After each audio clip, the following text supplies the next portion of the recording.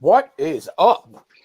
Good evening, gentlemen. What's Good up, evening. fellas? What's up, John? So we got Mr. John Sacco as usual in the house, and we have Alonzo Burton, special guest, going to try to help and educate you guys a little bit tonight. Maybe drop some advice, and maybe take some questions, and we'll see. What's up. Rock on. Exactly. The one and only Alonzo Burton. What's up, bro? How you doing, John? Pretty Jamie, good, my thanks for friend. having me tonight. Absolutely. And Alonzo, whoever doesn't know you here, why don't you just give everybody a minute? All right. My name is Alonzo Burton.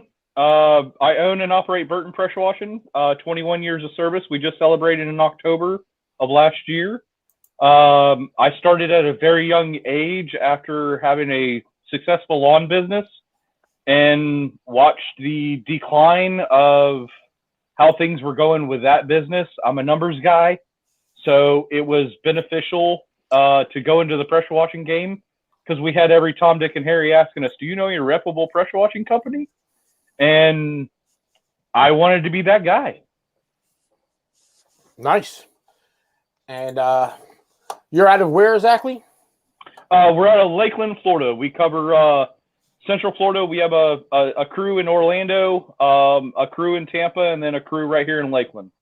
Nice. I'm just going through the comments, see if any questions so far. We just got guys saying, what's up? What's up, Jack? What's up, Jason? What's up, HD? What's up, Lionel, fellas?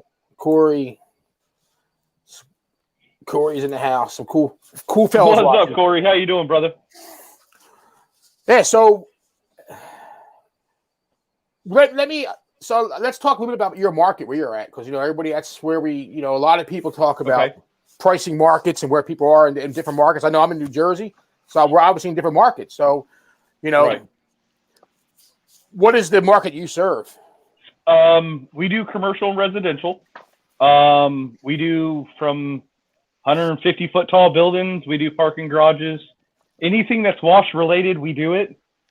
We have vacuum recovery. We have hot water.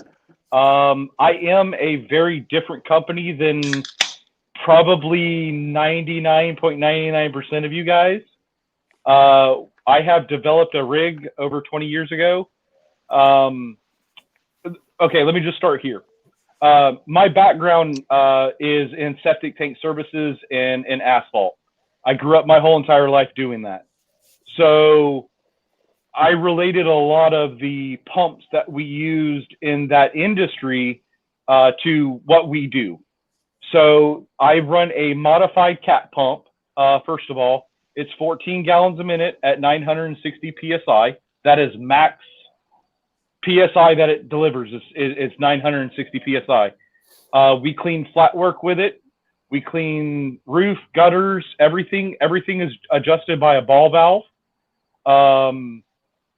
I developed the system years ago because of the fact that in our industry here in Florida, it was the terminologies was never pressure washing and soft wash. What it was a distinguishing between company to company to actually know who we were. So I am Burton Pressure Washing. A lot of the other companies were actually pressure cleaning. So in the Central Florida area, what it was deemed as is anybody that was a pressure washing company was already using low PSI at higher gallons per minute.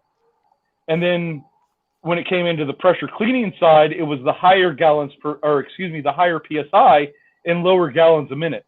So, from company to company, if you had a special request, that's how that individual came in and did that for us. Nice. So you have a pretty cool model there then, completely different. Seal coating setups, dudes told me I was nuts. So yeah, Zach Fisher said that's what he's talking about. Seal coating setups, dudes told me I was nuts. Gotcha. Jeremy Brooks said I can't see it. Man, you can see him, Jeremy. Stop starting trouble. Oh, sorry. I'm on my back porch. Jeremy's a start. He's just starting trouble. Oh, yeah, he is. Oh, hey, there's Brian Stewart. He's one of the guys that are in our little group. Yeah, that talk we about started the here little in group. Polk. Okay, so the little group was kind of because this is yes, very sir, go ahead. important for a lot of people in different areas. They are looking to, if somewhat, get prices up. This is one of the good ideas that you guys can start in your area to help the new guys up. Go ahead, Alonso. Yeah, definitely. Okay, so I went in kind of in depth with this a couple months ago with you, John. What the group entails is simply having each other's back, and if we're gonna lose a contract between one of the guys that we have in our group, let's lose it to a sell, not by a price. So if John has a better gift of gab on that client than I did, that's how I want to lose the bid. I don't want to lose it because I was $800 than so and so, or I was $300 higher than John, and John was $300 lower, and he won the bid because of that. So I remember what the 2008 crash was. Not a lot of guys did. I know most of the people that are in a lot of the groups are, I don't know, I would probably say 5 to 9 years in, and they don't remember how drastic of a difference it was. It went from, we were making buku money. I mean, God, I could walk in and buy whatever I wanted, whenever I wanted. We had many trucks on the road. We had many employees. It got to a point where it was great, and the options were endless. And when the 2008 crash happened, me and Jamie were just talking about this, but when the 2008 crash happened, it kind of brought you into a whole different perspective. And unfortunately, I was a young business owner. We had been in business. Now, granted, I'm 37 years of age and I've been in business 21 years. So I started at a very young age, but I knew business. So I have a degree in business. I have a degree in accounting. I have a degree in engineering. So all of the pressure washing paid for all of that. So my brain was full of ideals and thoughts, and we were going to be on top. We were going to be everything. And then the 2008 happened, and I had nobody to fall back on. Literally nobody. It was me, myself, and my family. And I mean, there's nothing worse than a 20-some-year-old guy going home at night and crying himself to sleep because he don't know how he's going to pay his employees the next week.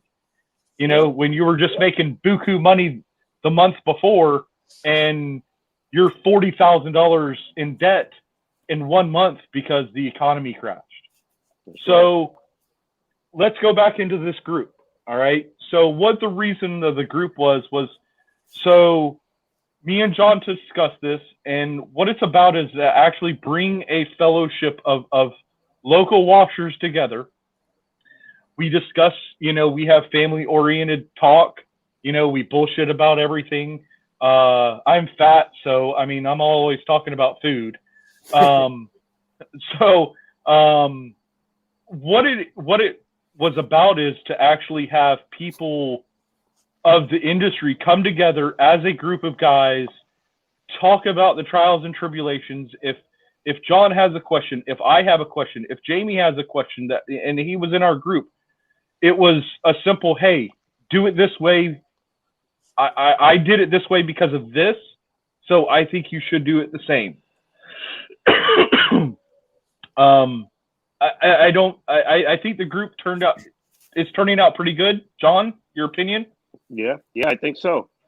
We're getting more people engagement in it, and that's one of the things that we were trying to do with Alonso is bring the new guys so they can get adjusted to the pricing around the area, and so far a few of the guys been listening, and it's better for them because now they can put an extra $100 in their pocket.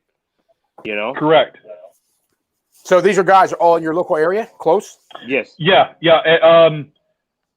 Polk Oh area. hell, John, how many is it? Is it 11 of us? 10 of us? Right now, 11 of us. Okay. Probably All right. 5 of us are in full participation right now, because I'm sure the other guys also are busy and they have other business to run. But Right. yeah.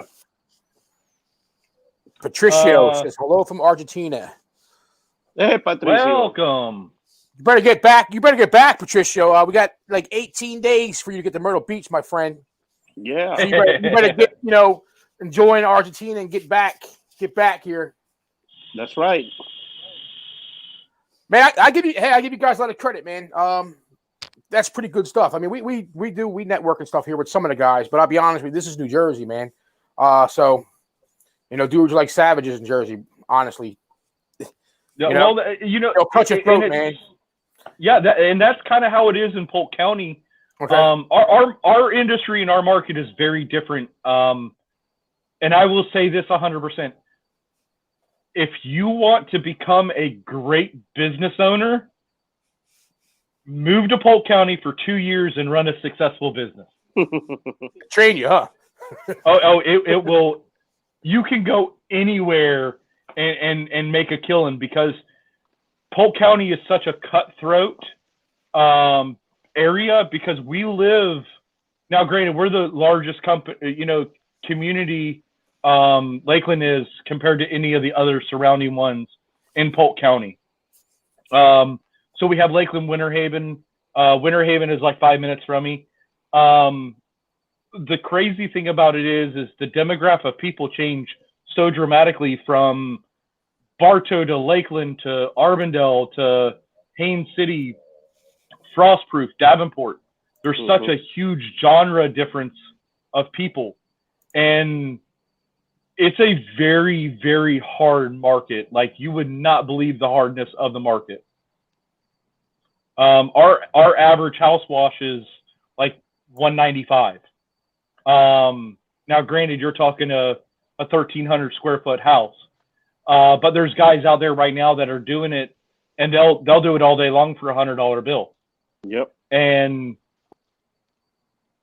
you gotta really, I wouldn't say you gotta fight for it, fight to earn a living, but you have to be very good in explaining why you are deserve that $195 or that $175 for that house. It's not like up north where Jamie can kind of dictate his price, and you go in and you say, hey, this price is $1,500, and the customer says, okay, do it. Down here you say $1,500, and the guy's going to be like, they're about to call the cops on you because you're ripping them off. He's going to call the cops on you. Oh yeah. I've had guns pulled on me years ago. I'll never forget. We were on a job, and I gave a price. We're talking a property that is $2 to $3 million. It's a ranch. It's a huge house. It's a little over, I think it's 800,000 square foot. The house is. It's 2.5 stories. And I quoted the guy the price, and he's like, "Oh, you're trying to fuck somebody, and it ain't gonna be me." And he beeline for his truck, and I swear to God, I am not lying. I reached back to grab my firearm because I swear to God, I thought he was gonna grab his. Wow. Polk County, we're known for crazy people. There's some crazy people in Polk County, I tell you. Oh yeah. everybody where we are, just so everybody knows, our sheriff is Grady Judd. So The best sheriff in the United States. yes, I mean there's memes about that man in every damn state and across the world. There's memes of Grady Judd. His famous line, and I'll never forget it, is the media asked him, "Why did you use 68 bullets?" Well, we ran out. That's all we had. That's all we had. We ran out. He's one of the ones that are like, we shoot him, and we shoot him a lot. Shoot him a lot. Yep. That's crazy. So I like it, man. Jeremy said Polk County is thug life. Yeah, pretty much. Jeremy. yeah, Being one of the biggest being one of the biggest county in the state of Florida. Yeah. 90% of the population is a rural population. About 70, Right. 80%. You know, that's Right. what is so competitive, because the other 20%, we got around 2,000 people fighting for that, $100 bill. Yeah, and we have, like, if you Google pressure washers in Lakeland, like I said in my video, there's probably just in Lakeland that will pull up through the Google search probably 170 to 200 people that are, listed on Google. Yep. Yeah, so it's saturated. That's for sure. It is. It's saturated. That's crazy, man. Definitely, Brian, 100%. Grady Judd says Polk County people have guns and they like to use them. That's what he says? And we That encourage is them to use 100% them. true. And we Man. encourage them to use them. Yep. It's a lot different than in New Jersey, fellas. Now, you guys are a Democratic state, right? Yeah. Okay. Yeah. And, man, it's Jersey, man, Jersey's brutal. Jersey's brutal. I was just telling my buddy, man, he comes over here from Pennsylvania, because he carries in Pennsylvania, right? I'm like, dude, when you come over that bridge, don't carry. Because, like, you would literally go to prison if you get pulled over. Really? Yes. Wow. Yes, it's crazy, man. You remember Sandy, right? Hurricane Sandy, right? Yes. Yeah. Yes. So when we had that hurricane here, they had all the electrical companies from all over the country coming down here, to try to restore power. And there was a guy down here from Louisiana, I think it was, and he got pulled over by the state police. And he told the state police officer, hey, because that's where he's from, that's what he was supposed to do. I had a gun in the car, right? Guess what?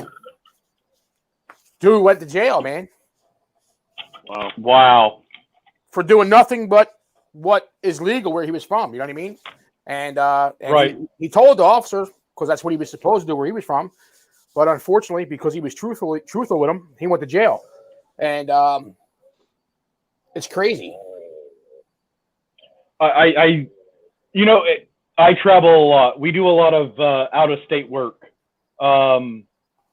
We go where the money is. So if they're willing to pay our price, if it's in Alaska, we're going to go to Alaska.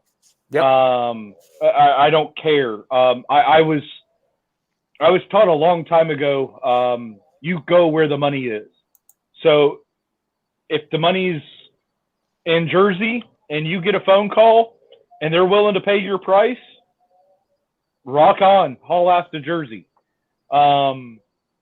I have a hard time remembering what states are legal for us to carry in, me being a CCW permit holder here in Florida, so it's like I always, like, before I go on vacation or before we go somewhere, that's one of the first things I do is I check, okay, I can't have my firearm there, but I will be damned and go to hell if it's not in the hotel with me.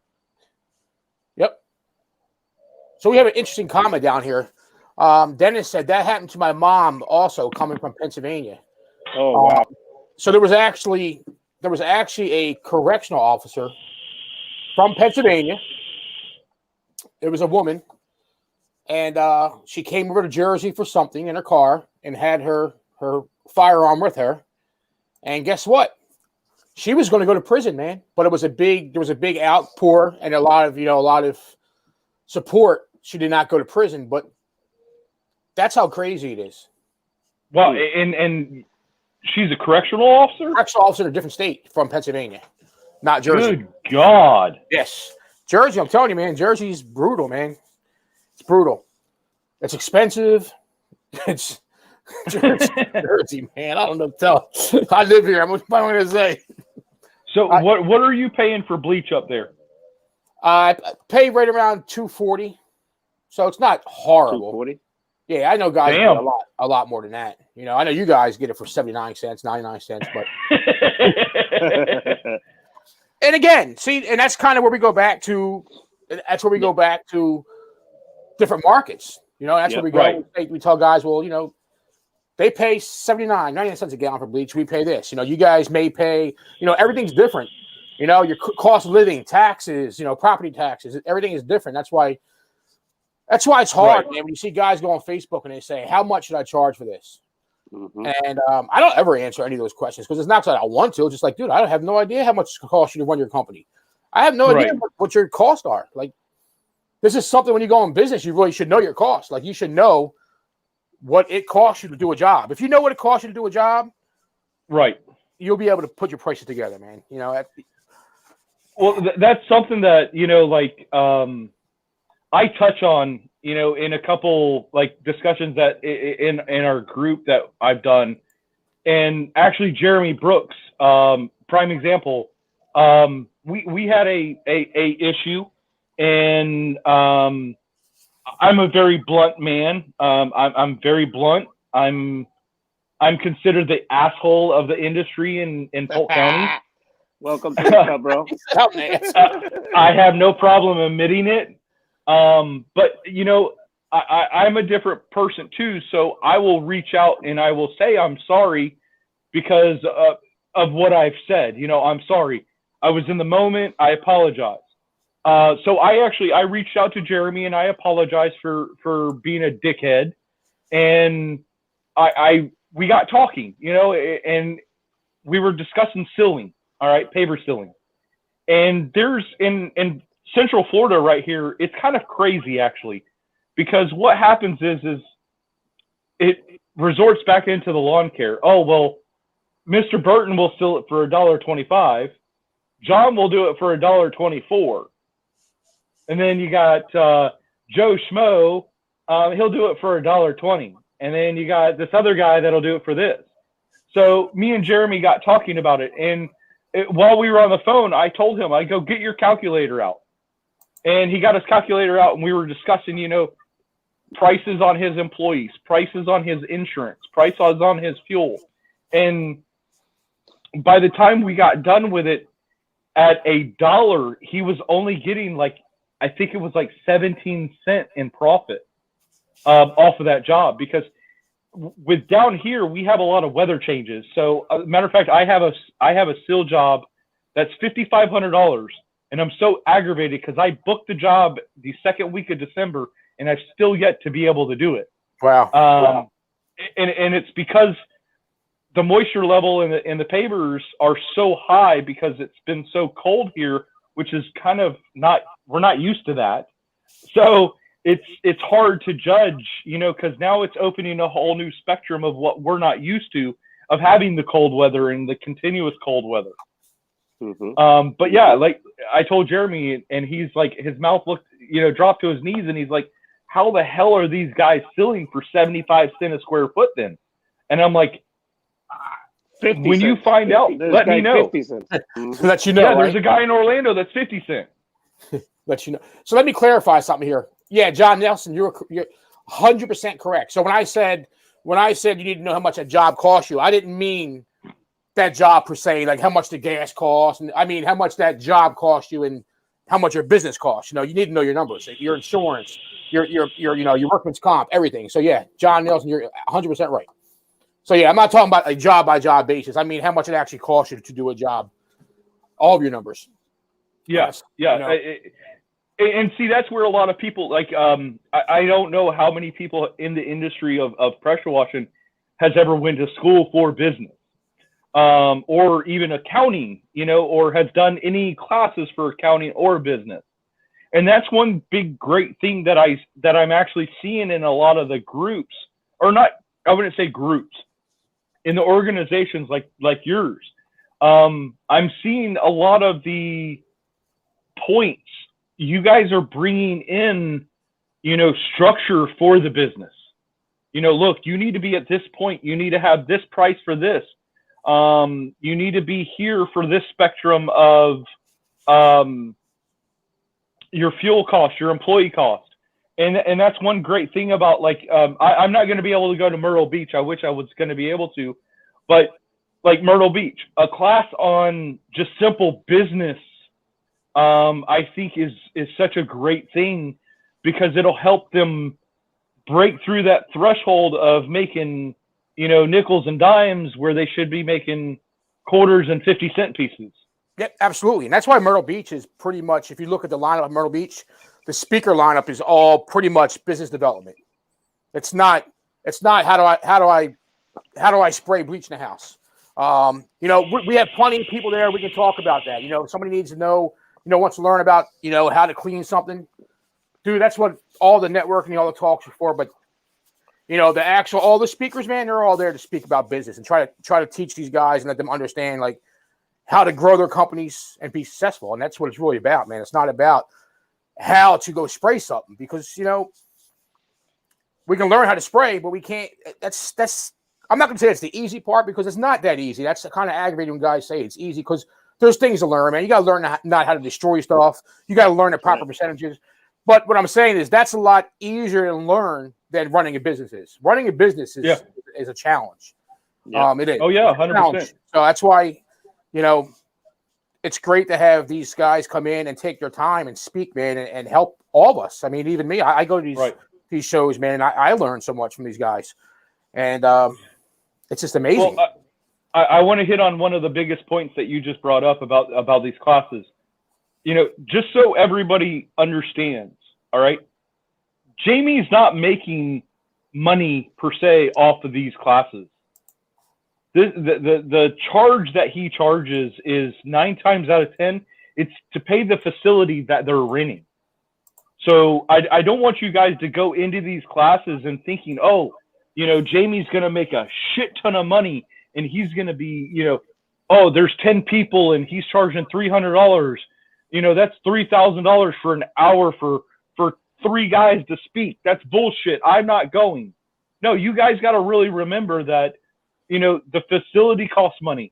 Jamie has to pay for his time there, just for the hotel. So that's money out of his pocket. So I really want to stress that to you guys. These classes, yes. Does Jamie make maybe a little bit of money off of it? Yeah, sure. I don't know. But the actual cost of doing it is astronomical. He might make $25 a person. I'll be quite honest with you with the money. I mean, when we do events like that, when I go and do boot camps and stuff, so the Myrtle Beach is free except for there's some paid classes, but all those speakers are getting paid. It's all being combined with them. But right. When I the actual main event, the vendors are paying for that. All those booths, they're paying. Right. They're paying for that to happen. I pay for all the people, all the directors in the PWMCA. Their rooms all get paid. Like their rooms are paid. The money I make there is enough to not spend my money going there. Right. Which is what it comes down to. Right. Now here's the biggest thing. Do you actually make more money staying at home and going to work, or do you actually make more money at these events? No, at home easily. There you go. Easily at home, man. That's the biggest point that I'm having. These guys have to remember that prime example, you're organizing stuff. You're taking time from your day and your employees to manage, this organization. And I don't want people to come on here and think that it's just easy peasy and lemon squeezy. I'm going to make a shit ton of money by having a trade school. That's bullshit. It's not going to happen. And I'm the first guy to call out people's bullshit. If I see something, I'm going to say something. And what I am seeing lately with the YouTubers these guys that are jumping on here, oh, I can show you how to make make a great living off of $600 off your stimulus check. Come on, get real, guys.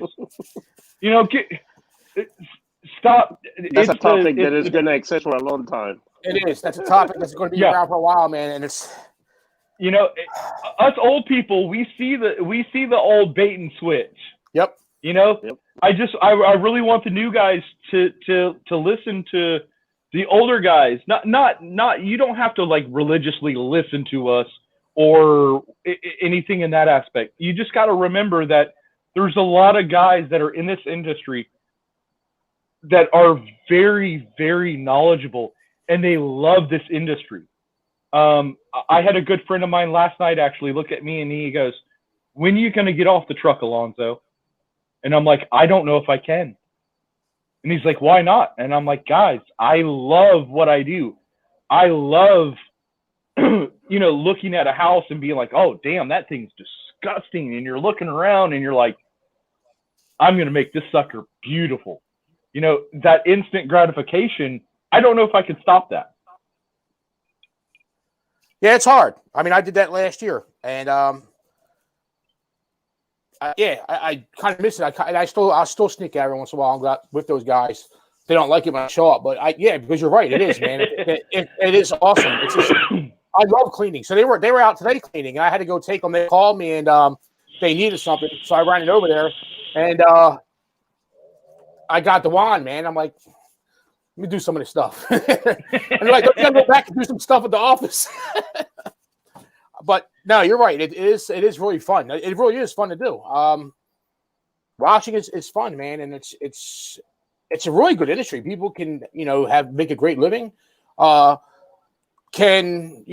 this stuff everybody's saying, hey, you can just join this industry and tomorrow you can you're going to be rich next week and you're going to buy Ferraris and you're going to travel the country. That's a bunch of bullshit. I mean, right. And it's a shame because it's so easy with what we have nowadays, man. The technology we have, the things that people have at their fingertips, how somebody can go out tomorrow and go rent an exotic car, right? And do some videos, and they can go on to these internets, right? And they can just literally change, right, where they're at, right? They can change the perception of what's going on around them, right? Yep. Like, look, dude, my guys are out washing. I'm sitting up in my resort home right now, right? Come on, dude. It's like, and if guys just understood that, look, man, you can make a great living. You can do well, but it takes time. It takes work. And that's what the meeting we had last night in the PWMCA was with Jeremy Brook. We had that video meeting, and it was about social media, and it was about, hey, it takes time to build relationships, man. To build relationships. Because if you look at it, that's what we do. We build relationships, right? Oh yeah, 100%. Relationships. You build relationships in this industry with your clients, man, and that's that's how it goes. I wonder if Gene's going to join us tonight. I see Gene's watching. See if get Gene. Oh, good old Gene O'Neill. Gene is awesome, man. So, my first experience was, I think it was like 3 years ago. I met Gene and Corey. I think it was 3 years ago at the Orlando convention. Great guys. I was very impressed with, how they conducted themselves. Now, granted, I'm sorry, some of the guys at the groups were not very pleasant. To see this, bearded guy that walked up with a big dip in and drinking a bottle of whiskey. They don't like that very much. They don't like it, right? Matter of fact, the finest around, Angel's Envy, get some. I think the camaraderie at the trade shows are really good. I really do. Gene and I, we talked. Me and Corey talked. I met some great, wonderful guys there. That's what this is about, and that's kind of what our little group is about: is to talk and bring the camaraderie to each other. And Jeremy Brook, man, he's exposing me, man. He's exposing me. He says that Jamie Schmidt just wants to sell his book in Myrtle Beach. So, look, man, I mean, he's exposing me. Look, here, I'll show the book, okay, Jeremy? All right, so everybody knows. All right, there's the book. All right, there's my book that Jeremy's talking about. And the title of it is I Wonder What It's Like to Be a Guru. I'm still wondering that myself. Jeremy made that. He made that picture, and I put it in the book. He made that like that little meme thing. It's fun, man. To have fun sometimes. And that's why it's like that's hilarious. These guys are crazy, man. So he said fun times. He apologizes for whatever he did. No, you didn't do anything, brother. So let's talk about the organization that you're president of. Well, I'm not. Well, somebody asked me the other day. Somebody asked me the other day. Somebody messaged me said, "Are you the president of PWC?" I'm like, I don't really have a title. I mean, It's my association. So yeah. So I guess you could say I'm the president. But Okay. Let's talk about that because take it from me. All right. I'm not a person to join groups. Mm-hmm. Me and Raymond Burke, we discussed this a while back, and I had made a comment to him. I was like, I'm not trying to be rude, but I don't see where that would fit my business model. I mean, we've been in business now. Yeah, at the time it was like 19 years, and yep. I don't understand how that would per se benefit us. So that's kind of where I'm coming at, and why I'm asking, you to explain what's the benefits, what's the good things of what you produce. I mean, for me, what my whole vision is and what we're doing is just building a brotherhood, a brotherhood of people in a group that are there for each other and to go find answers for guys. We got Gene O'Neill. Gene O'Neill is like, he's the educational. He's in charge of education, right? That's Gene O'Neill's thing, right? Okay. And like, if you remember, and you come to me and say, or you come to anybody there and say, hey, I want to learn about this subject, right? And then it's like, okay, well, now let's go find a person that knows about this subject and let's bring them in here, and then I'm talk to the group. Okay. So that's for us as veterans, like building the brotherhood. I mean, for the new guys, we're right now building it. I just talked to John about this the other night. We're starting videos. We're going to be putting on our members only website is going to be like little videos of simple things, man. My downstreamer stopped pulling today. Like, what do I do? Right.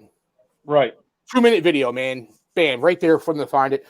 I want to build that stuff, but I don't really look at like as far as I mean, people will say, well, value. If you look at value, like dollar wise, when people sign up for the association, man, they get that money back plus some immediately in gift cards, right? But we also do stuff in the association that is just valuable anyway, that we charge for. There's stuff that gets done for members in that group that people would have to pay for. And it's nothing crazy, man. Like I said, we're just trying to build a brotherhood. So I'm like, it's not a magic bullet. Like, hey, if somebody went and joined this group tomorrow, they're making money. It's right. Trying to bring a place where, hey, man, if they need help or if they have issues or if they, whatever it is. And that's why I don't call myself a president, because I try to take insight from everybody there, like everyone. Like, right. I've changed some stuff that I want to do because they were like, I think we should do this. And I'm like, all right, we'll do that. And I try to reach out to even the members and say, hey, what do you guys need? Like, and that's half the problem a lot of times, right? Is not getting like, what do you need? You're like, don't be afraid to say what you need, because I don't know everything. John doesn't know everything. Alonzo doesn't know everything. We don't know everything. So if you need to know something, just say it. And we're going to find out who knows it, because somebody knows it. We just got to find that person and let that person come connect. And Gene said he's going to hook up and come on with us. Oh, sweet. Jason said book the 9-9 guy. Man, I don't know, man. The 9-9 guy, he got punished, man. They were all hating on the 9-9 guy. No, we in Polk County we have a $55 guy. No, he's talking about the 9'9" guy with the tattoos that comes on these videos and stuff. Oh, gotcha. Yeah, that guy's. I don't know where he's at, man. He's been hiding or something. Maybe he's hanging out with his buddy 55. But you said something earlier. I'm going to send this thing to Gene. You said something earlier, Alonzo, and I was going to when you said that you said the big glitch, and I want you before this video started. Like that's the reason motivation started. Pressure washing motivation started to try to help the guys because I was, you can say, the bait and switch guy, right? Because I had a company that advertised everywhere, magazines, newspapers, all over the place, everywhere. On our trucks were plastered, whole house wash 149, full wrapped. We were that company. So when I tell guys, hey man, you're going down the wrong road by doing that. I'm not trying to be like an asshole to them or anything. I'm trying to let them know, dude, I experienced that. I can tell you the pains of that. I know them. I know the wins of it. I know the pains of it because I celebrated a lot of wins with that business model, but took a lot of losses too. Right. So that's the reason motivation was started, man, to try to help guys. Hey, don't go down that road, man, because here's the problem. And I understand it's hard when you're starting business. When you're first starting out, you say, okay, I can go wash houses for $70, right? Get my name out there, get me a big customer list. But here's the problem, man. When you have to raise your prices because you can't survive, your company can't thrive at that price, those customers are not going to pay that price now when you try to raise on them. They're not. They're going to look for the next guy that's going to do it for 70. Yep. So and see that was a big point of my video the other day was, I posted, okay, and I'll be honest with you, it really perturbed me to see that it was in my county, that it's a sponsored Facebook ad, first of all. So I said, okay, who is this? Who are you in here? And it was not to bash the guy at all. It was simply one key thing of saying, hey, look, you're leaving tons of money on the table. Let me, you don't have to listen to me per se 100%. Hey, Gene, you don't have to say, just let me help you benefit yourself in our industry. I was a lawn guy. So me being a lawn guy, I remember when I was charging $170 for a unit, I was charging, I was making great money doing lawns. And by 2001 came along, and the same lawn that I was charging $175 for and $165 for, the customer would tell me, hey, I'm going to have to go with somebody else. They're going to do it for like $130. And I'm like, holy God, really? And I'm like, my cost is this. My employee cost is this. By the time I got done with it, I'm making, in 1 month, I'm making $30 on that one lawn. There's no money in it, and that's where it was like, when I made that comment and I made that video, it was not to bash them or degrade them or to cry about it.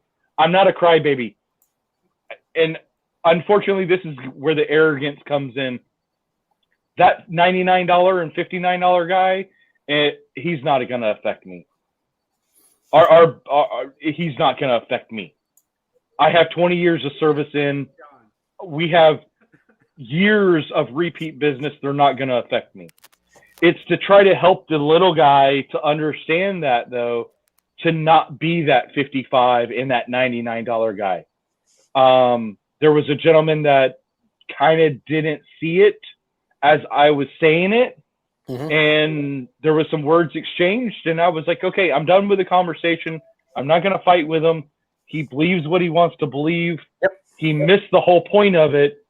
But, I'm saying here, it was not about bashing him or crying about the $55 to $99 guy. I want to educate them to make them a viable company and a viable competitor to me. What's up, Gene? Nothing much. Can y'all hear me all right? No, you're really, really low. I wonder why that is. I got a new mic I can't hear you, sir. Go steal your son's headphones again. With all the money you make over there in the Jupiter area, you need to buy some new, some better earphones there, buddy. He got that big old boys now. Look at him. He ain't playing games. He's And trying I to still fix the can mic. make it work. All right, is that better? Nope. He's Negative, Ghost Rider. He's technically challenged. He can hear us. Okay, guys. This is the long-term effects of smelling SH. Do not do what Gene does. We can't hear you. We can hear you barely. You're way out the air somewhere. There's a volume button Bring that says the plus microphone. and minus. Bring the microphone down to your mouth. Where's the microphone at? I've got like several microphones here. It's just He's got several. We can't hear him. This is not good. Hey, connect them all No, see, together. that's Maybe why, that'll amplify That's why I you. like simple. Say, look, microphone. Say simple. Simple. Simple is easy, man. No, Gene's got his damn studio. He's got all kinds of stuff all over the place, microphones and mixers and shit. And we can't hear him. I say this in our group all the time. Keep it simple, stupid, guys. Now we can probably It's hear him simple, now. stupid. Can you hear me now? Yep. Yeah, Yep, we can hear you. I don't know what's Oh, up. yeah. I gotta mess with that. No, I got some studio stuff for music. No, I don't know why the hell it's not working. I had to unplug it for it to work. Volume's way too low. Oh, probably need to adjust it up there. Good to see I'll you, figure Gene. it out. Tripping over cables, man. How are you, Alonzo? Hey, Gene, how you doing, brother? Oh, I'm doing living good, a sir. dream, man. Living a dream. Y'all look like y'all have not worked, and I've been out. I'm just getting home. Jeez. Dude, how am I going to work? Look outside my window, man. It's knowing where he's at. Oh, And man. hey, in like 10 minutes, Jamie will be on vacation again in his luxury cabin. Yeah, So he moves around a I lot. move around, man. I move around. All right, let me chime in on the $99 guy. I know John hates the damn $99 guy. It drives him out Yeah, crazy. we know it, Gene. We're gonna get I these hate two guys the going tonight. $99. I hate Here's the the $55 thing, all right? guy. If you're out And working this and is you need this money, this is the subject Gene loves to talk about. How about it let's doesn't bother hear me it, at Gene. all. It doesn't bother me. I got guys that they're good friends of mine that are the $99 guy, and I send them work all the time. Here you go. I found you a customer. They're not mine. They're yours. So here's the thing. I want you to take a mental note now and write down every person that you see that you think is hurting your business. This is what happens. If somebody goes in business and they don't have any money or backing and they don't have a business plan, which most of these would be pressure washers, right? They just go out and they have this thing. Well, I'll get a pressure washer and I can go do this and make some money. And I'm making more than the $10 an hour I'm making at freaking McDonald's or wherever, right? So that's the mindset. So they go out and do the job, and they might do it well, and they might get more people that call them. And they might do it for less money because they need the money. So they're not wanting to turn away the job. They need the money. But if you pay attention to these people, there's an old saying that the cheap guy is always busy but never has any money, right? yep. He's always working his ass off. So you're going to have a mixture of people there. And like Ray Burke said, this is the great thing about this industry because you can do whatever you want to do at whatever price level you want to do and be as big as you want to be, right? Yep. You really can. So there are people that there's a guy here that's cheap. I would call him the $99 guy. He does stuff really cheap. He's a one-man show. You know, he feeds his family and that's what he does. And he does great work. He's not hurting my business, right? Correct. He is actually one of the few that's actually been in business for a length of time.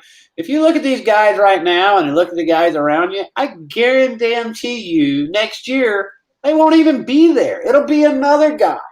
You're never going to stop it. There's always going to be another guy there. My girlfriend's kid's out pressure washing driveways on the weekend. He's 16 years old, right? He's got a 2-gallon-a-minute machine. Do you think he's charging the same amount of money that I'm charging for the driveway? No. No. Is he hurting me? No. That person's going to hire that kid, you know? And You're in a different market, bro. he's out there. You're in a different market. Huh? It doesn't bother you because you're in a different market. Right. I don't buy that either. I don't buy that either. John, if you don't have the market where you're at, then you got to go somewhere where the market is, and that's correct. You got to travel to it. You got to go to it. Yes, I'm unfortunate that I'm in an area I don't have to travel very far, but if I was, you know, you're still in Florida, and there's still shit around you all over the place. Right. That is 100% true. How far are you from Tampa? 45 minutes.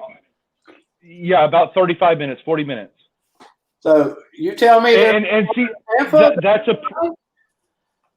you broke up. I'm sorry. I said if you could drive to Tampa and it takes you a half an hour to get there, there's not a market in Tampa? What? So I do it all the time. Compete? Yeah, he does because he's got people already set up there. In my case, I'm going to drive 45 minutes. I'm going to spend more money in gas to compete with the $50 guy in that area. You tell me if that makes sense. And I get your point, John, 100%. But what I've seen is okay. Prime example here in Polk County, our average house wash is $175 to $190.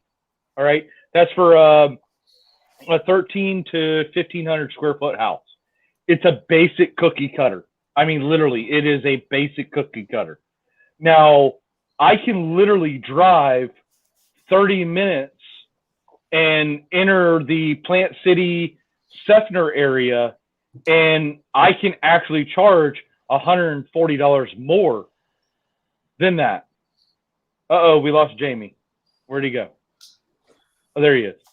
Oh, he changed the scenery again. I had to go downstairs, man. It was too cold upstairs.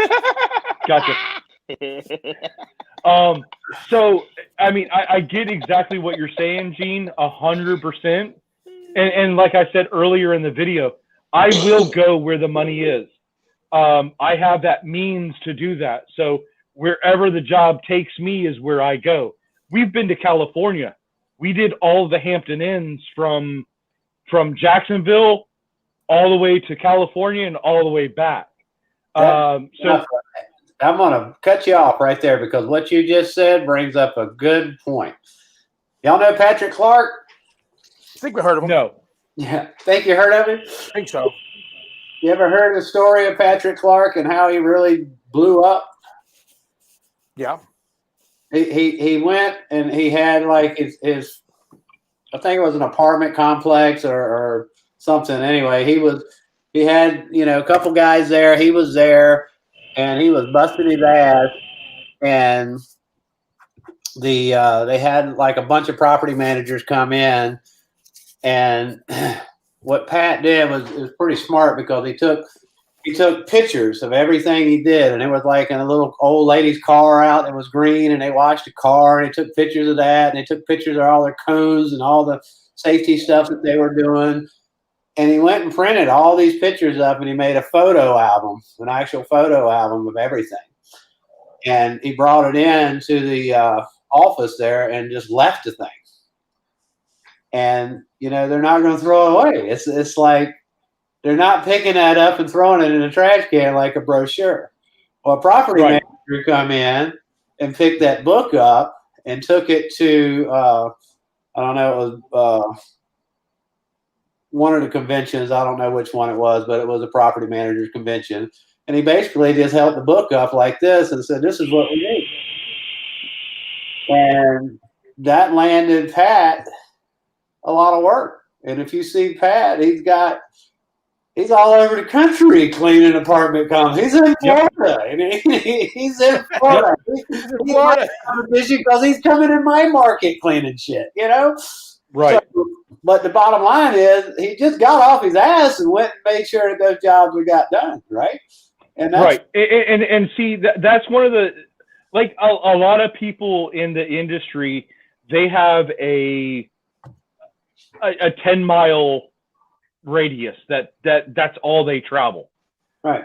We will travel anywhere. I mean, I've been this year alone, or excuse me, 2020. I have been, hell, we've been to Jacksonville 3 or 4 times. I know Mike Rabowski has drove all the way from Jacksonville, St. Augustine, which is 3 hours away, to Scylla driveway. Right. So it until the industry in Central Florida changes, I can drive 20 minutes away and make an extra $150. Yeah. And I get what John's saying. He has to compete with the $55 guy over there. Yep. But the market is such a different aspect. Orlando, I mean, for the same house in Orlando that we charge $200 for over here, they're getting $435 for it over in Orlando area. Right. So for the same identical house. So all I'm saying is, Pat just he made shit happen, and he traveled to do that. And in addition to that, he did went through the soft watch system thing with AC Locker, and I believe AC's price here is he's got a $450 minimum, right? They don't do anything for less than $450. You got to spend $450 before they're even coming out. Now, once you're a customer, yeah, they're going to come back. Maybe they'll do your driveway. Maybe they'll do some other stuff. But for them to even show up, they're not going to do it for less than $450. So they're not the $55 guy is not even. It's not even that market. It's not even. They're not looking for that person. They're not looking to go clean a driveway. They're looking for someone that wants to spend at least $450. Right. Yep. And it's just it's a mindset, man. It really is a mindset. And I will truthfully, agree with you on that. To be honest, in Polk County, if you have a minimum that's over $125, you'll get laughed at. You'll get laughed at on the phone. They will hang the phone up on you and tell you to go kick rocks. Yeah. I've seen, 21 years in business. I've seen it. Our minimum is $100 charge. Now, granted, we're talking a 200 to 350 square foot driveway. Yep. So, I mean, if anybody wants to call me the $99 special guy, that's fine. I don't care. But with the market here, when we do 90% of the time, when we book a day that is our minimum, it's literally within a 3 to 5 mile square, is where we hit. So, we have one of the wealthiest areas, which is Lake Hollingsworth. right. The average house in Lake Hollingsworth, I'd say $500,000, the average. And there's there's homeowners that will not call us because we're too expensive. Right. And that's unfortunately what the ideology is of that surrounding area. So I can go, like I said, 20 minutes away, and I can charge, 35 to 40% more, and I'm happy with that. I mean, last week I still believe, and I'm not going to sit there and it's like, you're not going to kill yourself to go get one customer out of all those people, but I still believe that you can build your business to the perceived value, right? Right. Here's a prime example. Okay, there are people in the everywhere. I mean, all income brackets. This is $1,000 freaking telephone. Right. Is it worth $1,000? It come in a perfectly beautiful packaged box. You know, they went the extra mile to present this phone to you, right? They sell these phones. It's the biggest corporation in America, right? They're huge. So it's perceived value. If you do the same thing to your business, it takes time to do that. But yes, you become that person. It's like whether it's whatever your thing is, roof cleaning, paver sealing, whatever, where people, you know, yeah, $1,200, $450, Right. $750. Let's hold some of that, man. Okay, so here's the question. Here, it's every day. It's every What is your average income? No. What is your average income in your Jupiter area? I'm not in Jupiter. I mean, we go to Jupiter occasionally. Okay, in West Palm. You're out of West Palm. So what is your average income of West Palm? What do you mean average income? My average ticket? No, not yours, but your surrounding community. What is the average income of that communities? It varies from all over, but there's some money here. There's no doubt about it. There's tons of money here. I mean, our average income is $23,000 a year. Huh? Our average income in Polk County is $23,000 to $27,000 a year. Wow. Yeah, that's low. Exactly my point. So when I say the $55 guy really affects us, and the $99 guy we have to be cautious with, that affects us, is because of that. I've been doing this 21 years. So what has happened? Buy a $500,000 home on a $27,000 income. I'm not saying all of them, but I'm saying the average income. The average income is Right. $27,000, $22,000 to $27,000 a year. So when your average income, if your average income in West Palm is $80,000 a year, they're going to not think about the $400 rate. They're going to say, okay, that's just a necessity. When it comes to us at a $22,000 to $27,000 income, it's a very different market. Yeah. Average income here is looked at as $40,613. And Polk is 22 to 27. So that's right at about half. Right. You know, so like I said, that $400 price that you're getting is equal to our $200 that we're getting. I got it. I saw a comment from I believe it was Mark. What did that say again? Something about the 90s. Oh yeah, what was the average prices in the 90s, early 2000s? What was the average pricing like there? In Polk County, our average pricing was probably God, I can't remember that far back. Wow. I think we were like 215 to 195 was the average house. And that was because of the fact that we didn't have the huge, communities that we did. Yep. In the real estate boom, we made all of our money by a refresh wash, as I called it. Literally, we would go in. It was $125.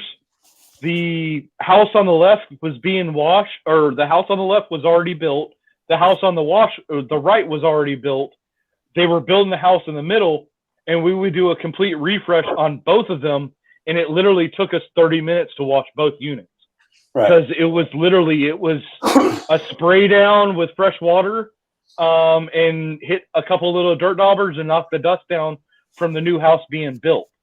So that's a lot of the market change that we've had, is such a dramatic change in the housing development. Like I said, our average house is, 13 to 1,500 square foot. I mean, if you take an average price of that of, 10 cents a square foot, you're talking like 130, 140 bucks. Which, granted, back in the late 2000s, the early 2000s, 10 cents a square foot was like you were baller status. Because I think I was paying 56 cents a gallon for bleach. I know everybody's going to say, holy sheep shit, Batman. But literally, we were paying like 50-some cents a gallon for bleach back in early 2000s. So our cost was so low that we could go in and I'm serious, guys, we could literally go in and wash a whole unit in 30 minutes at 120 bucks, and we made $100 profit off that whole job, which nowadays you're not going to do that. Bleach now is up to, I think I just paid $1, I think it's $1.10 a gallon is what I'm paying for right now. And we average on about 6,000 gallons a year. And with our pricing structure where we buy, it's a little bit more expensive because of the fact that they get 12.5. It's 13 to 15% when delivered, and they get 3 deliveries a week. So I save money when I buy because I buy so frequently. So I'm getting fresh every couple days. So I'm getting almost that 14%, as I call it. And I'm only using for a 10-to-1 mixture. I'm doing 4 gallons to 40 gallons. Where are you getting that percentage in Florida of everything? I actually get it directly from Alliant Chemical out of Tampa. Or Allied. Sorry, it's Allied. Allied Chemical. No, so Mark, when they got a backdrop. Mark when they deliver it, he loves that backdrop. No, he thinks it's a backdrop, man. This is, dude, 69 bucks, Mark. All right. Anyway, my point is, all right, I know where all you guys are. I'm in Florida. I know there's business that you can make an hour from you. So if you drove an hour there and drove an hour back, right, and put in the cost of maintenance and upkeep and expense and gas and fuel and everything else, but you made a hell of a lot more money, why wouldn't you do it? Gee, I do it. Simple. It's very simple for you to sit behind a screen and tell us that, bro, without you being here. Okay? I guarantee you that if you would have been here, maybe you're a better salesman than we are. But I guarantee you will have issues here in Polk County as well. No, it's very simple for you to say. John, I'm just saying, if the market's so bad in Polk County, you're in Florida. It's not statewide. Width of the state is not very big. You can go from one coast to the next in 2 hours anywhere in Florida. Anywhere. Right. Yeah. Oh, yeah. That's true. That's 100% true. You can go from one coast to the next. 2 hours. See, what a lot of people don't think about is the amount of people that are in Tampa. If you pull the demographic of residential houses to real pressure washing companies in Tampa, you have right around 375 people per. I believe it was, the last time I checked was like a year or two ago, and I think it was like 375 companies per 1,000 houses. Yeah. That's how it equivalated. It's probably more than that here. I can pull up Google right now and type in pressure washing, and I guarantee you there's 100 people around. You type in pressure washing Palm City or Stewart, Florida, and I guarantee you you'll be going on and on and on and on. There's tons. Right. Tons. Right. And that's how it is here. But the income is such a difference. Yeah. And I get what you're saying. I mean, I travel. Last week I put over 1,000 miles on my truck, driving from job to job. I know. I'm sitting here and I'm telling you, John, that I'm not there, but I'm just telling you, I wouldn't be trying to sell diamonds to somebody on welfare. I just wouldn't do it. I wouldn't be I trying to understand. sell snowmobiles. Wait, I'm trying to sell diamonds to a person who owns $1.5 million home and is still not closing deals. Okay, because that's where I live. I live around houses that are $1.5 million out of a lake. Right? Burton can confirm that. We Oh, yeah. bid on the same job. Okay, and he Yeah, we won did. it by a couple $100. And now I was Yep. so happy to lose a job to a competitor for a couple $100 because Yeah. he sold it better than Yep, losing it a job actually- to a competitor for $50, $75. Right. Yeah, Okay? it On a was $1.5 million home. Yep, it's actually a $1.6 million house. I bid the job out at I think it was $1,475 and John was $1,400.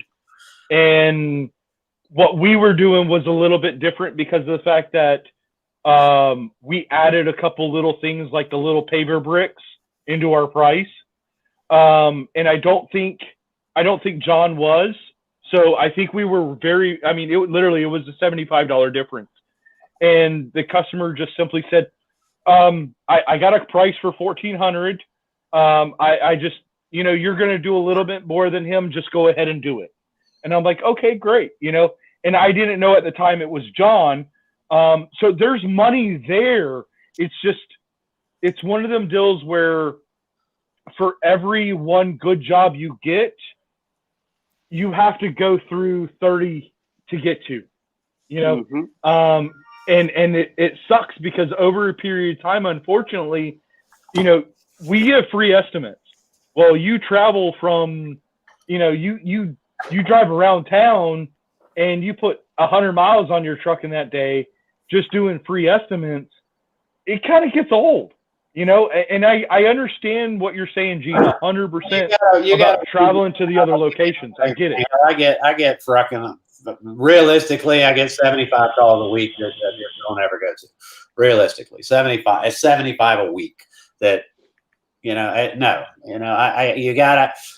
find a way to just weave that out. If I could get less to call, it would be great. And I try to show that and perceive, that we're not that guy. So it's difficult, and we still get people all the time. And that's who I send them to. I get the little old lady that wants her patio clean, and she's on fixed budget, and she needs her little patio clean, and she don't have, our minimum price to spend. She needs it done for $55. Like, here's the number. Here's the guy. He's a great guy. Does great work. Take care of you.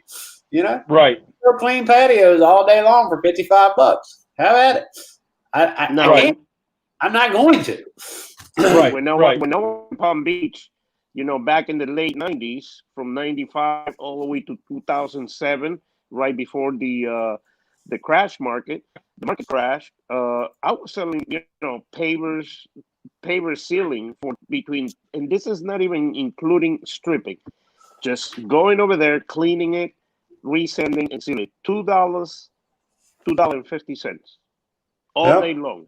I was selling. Yep. I was making $10,000 a week because I was installing the pavers too. I was making $10,000 a week. I had a whole rig set up. Somebody was taking care of it. Okay. Now, move forward because everybody keeps wanting to get that job. Okay. Now we're dealing with people at 85 cents, 50 cents a square foot. At what point we're going to keep going with this? The problem is you're not going to be able to ever. You're not going to stop it. Is the problem? Yeah. I mean, we can go on the Facebook groups like all we want and try to educate and try to pound into guys' heads that they need to know their worth and charge more. But at the end of the day, man, when it's so easy for somebody to just Google how to start power washing, and they have all these videos popping up saying, "Hey, go to Home Depot and buy a 2-gallon machine." And you don't need insurance. Just go wash some shit. You're going to keep having that. And so we have no way to stop that. All we can do is try to take the guys that want to listen, that are here in the industry, and try to have them raise their standards and raise their prices. But I try to reach out guys locally. Right. And see, that's what my video was about. Was not. Yep. I'm not bashing the little guy. I want to bring that $99, $55 guy to a higher standard, so he don't affect the market and bring it down and kill it like the lawn care has. Over a period of time, it will affect us in some which way. I mean, granted, I understand Gene's in a great market. I remember, like I said, I remember when I was in lawn care, I was charging $150 to $175 for the yard, and the same yard today, we can get it done for $80. You know, now granted, it's been 20 years since I've been in the industry, but that is a long-term effect. And I don't like. So you adapt and adjust to do what others can't do, and you look at the landscape companies. There's landscape contracts for HOAs here that are $3 million a year. All right, there's $3 million a year for the landscape company to maintain cutting the grass for all the houses there, fertilizing, weed control, trimming, all the shit. Right. But what is the cost of the material? What is the cost on the house, bro? Literally, what is the cost of the house? You're talking a three. It ranges. Some of them.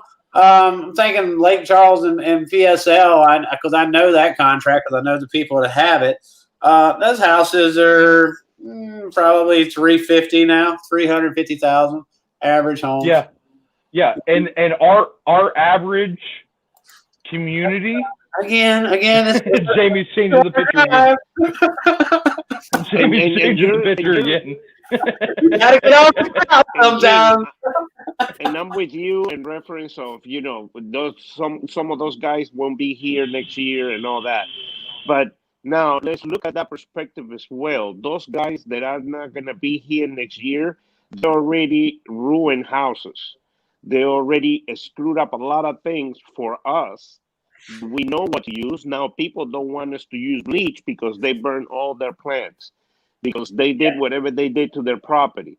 Now, like on my case, that's good. Let me get well, not necessarily, because when they burn stuff and the insurance has to pay for it, at the end, as the consumer from the insurance company, we have to pay for that. Okay, like last year, my policy was $1,200. This year, to get just for pressure washing, $2,400. That's affecting us too. You don't have roof coverage on there, Dan. Mine's a hell of a lot more than that. I'm sure it is, but I don't do roofs, so that's why my insurance is what it is. But it's $2,400. That's over 100% that went up in a year, because the insurance claims have gone to the roof. My insurance is outrageous. It's my insurance is 3-4 times that. So it's not only liability. It's not only that it's affecting I pay 37. I was going to say I pay $3,700 a year for insurance. And that's just now. Granted, we have a.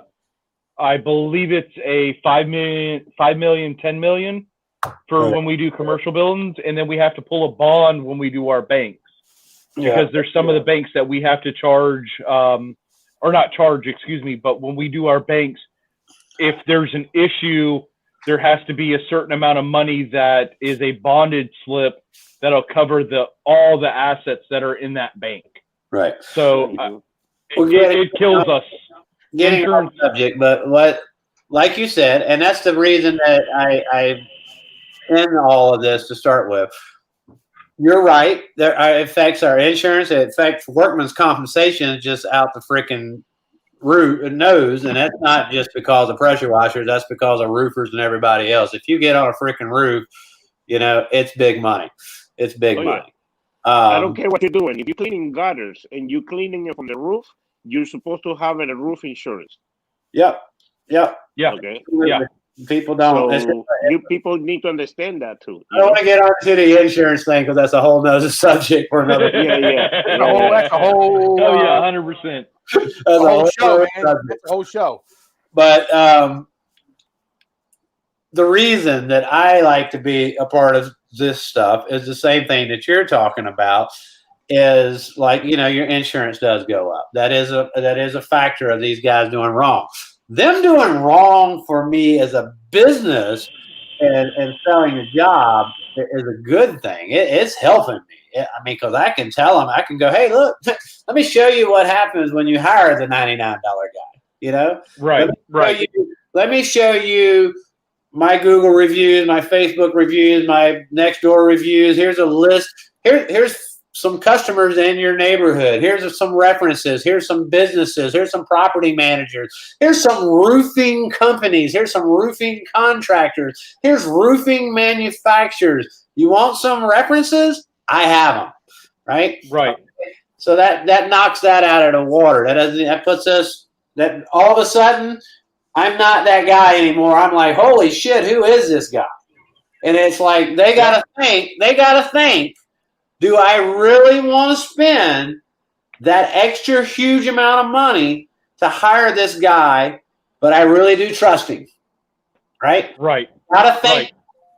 And I know they think that. And I tell them that when I get there. I tell people when I come to do their estimate, what are you here to do? I'm here to get as much money as you're willing to give me. That's what I'm here to do, Right. And this guy, and I tell them that. I got people here in Polk County telling me, why do you need insurance for pressure washer? Yeah. Because I say because the one that doesn't have the insurance is going to come and etch your driveway. They're going to remove the milk of your driveway with the wrong equipment. They're going to burn your plants. They're going to do all kinds of things. Yeah. And that's what this, what I feel that what Jamie's doing by bringing contractors in, like myself, it's bringing in a different perspective. Now, granted, don't get me wrong, Gene is a great guy. He knows his shit when it comes to a roof. John knows sealing. He knows that. Jamie knows all attributes of it. And then you got little me, little I'm me. Just a guy. Little me. Are you calling me fat? Are you calling me fat? You're not that little me, okay? You know your stuff. I'm as I refer to myself as I'm just a guy with a pressure washer that has a big truck. Well, you build your pressure washers, so those are from powerful equipment. So that's the difference between us and you. Yeah, we do build our own. Yes, we do. But I'm not knocking anybody that just buys their own, that goes to a store and buys their own. I think different than people. One of the biggest things that I see in our industry is the group of what the four of us are doing right now is talking and discussing in a cordial manner. You have your opinion, John. Gene has his. Jamie has his. I have mine. And we all see it from a bit different perspective. So that's where it comes into the little group that we have, John. It brings it to a different standard to make things better. And I think that it has really involved, it's involved all of us to make us as a whole better for our industry. But like I was saying, my biggest concern with it is not just the insurance aspect of it. My biggest concern is more regulation involved, and it's going to happen. It's just a matter of time. You got these guys out here. There was a trailer just not too long ago. It was a pressure washing trailer and a thing full of bleach flipped over in the road. It was on the news, right? Yep, I remember that. That was what, end of 2018 or 2019, wasn't it? No, it was one just recently here. But just recently? I didn't hear about the one recently. Yep. So more and more things like that happen. Eventually, a news person is going to jump on this story, and they're going to find somebody, and they're going to find customers that come in and do interviews with them, and they're going to talk about these things that these pressure washers have done. And then what's going to happen is you're going to get more into regulation controls. And here's one too that most people,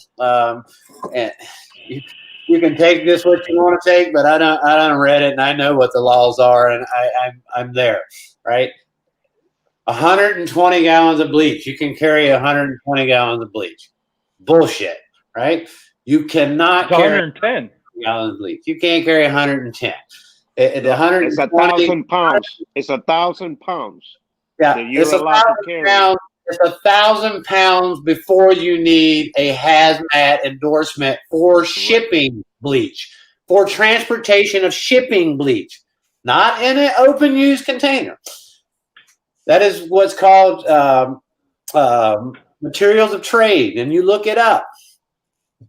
You can't carry that amount, and everything that you carry cannot be in more than believe it's 2.5 or 3 gallon container. Right. That's why the pool people. That's what the pool people carry the containers they carry.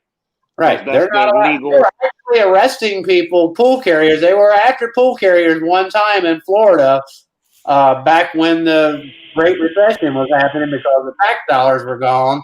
They were actually pulling pool companies over that were carrying tanks of bleach.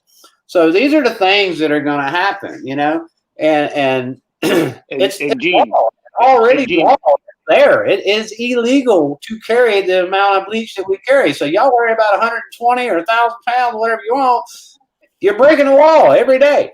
It's right there in black. I think also that 1,000 pounds includes all the chemicals that you are carrying, not just the bleach. So let's say if you got F9, if you got EBC, it's 1,000 pounds. The 1,000 pounds is before a hazmat endorsement. That's all the 1,000 pounds is.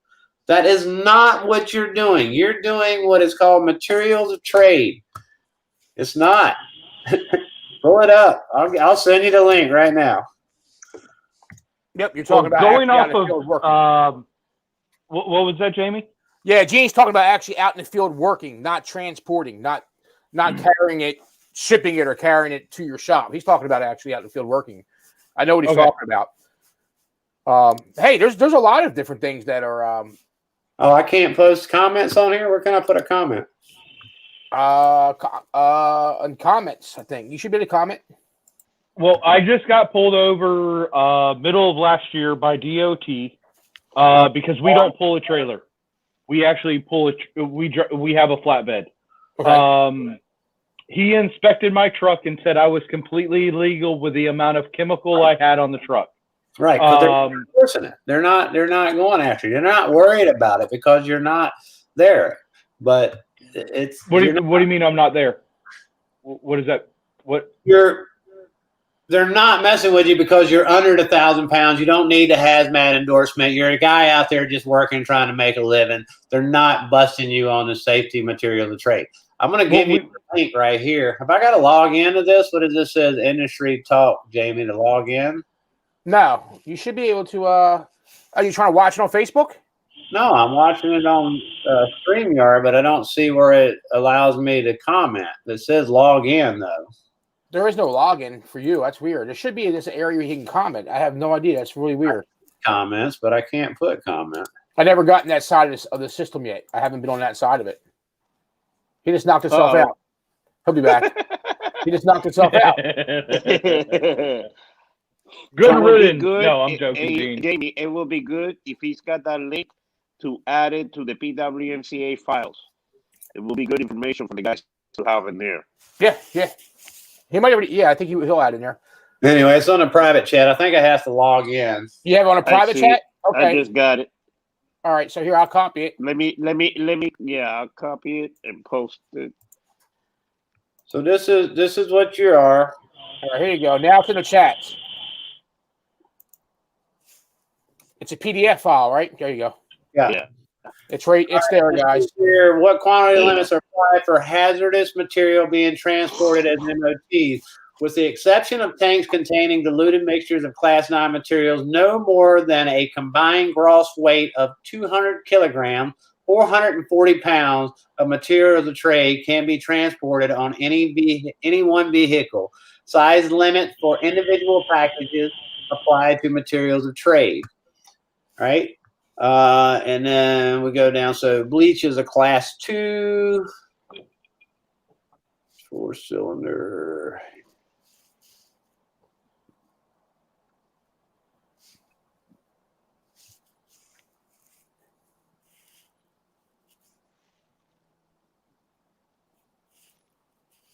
Yeah. Anyway, I can't find where the damn individual thing is. But yeah, there's your that's the material trade. That's the law right there. And you're supposed to have your SDS book with you Oh, yeah, in the sure, vehicle. Oh Where yeah. you carry all those Yeah. chemicals and all that. Basic data So for keep that everything in mind as well. Yeah. There's a whole bunch of little things that And there's the things that you can use to sell. You can go back and say, well, what is this guy? This guy is cleaning your house. What is he using? Here you go. Well, this is, and you fill out your list and like, they're supposed to have this on a truck. This is what we use. Right. A lot of that.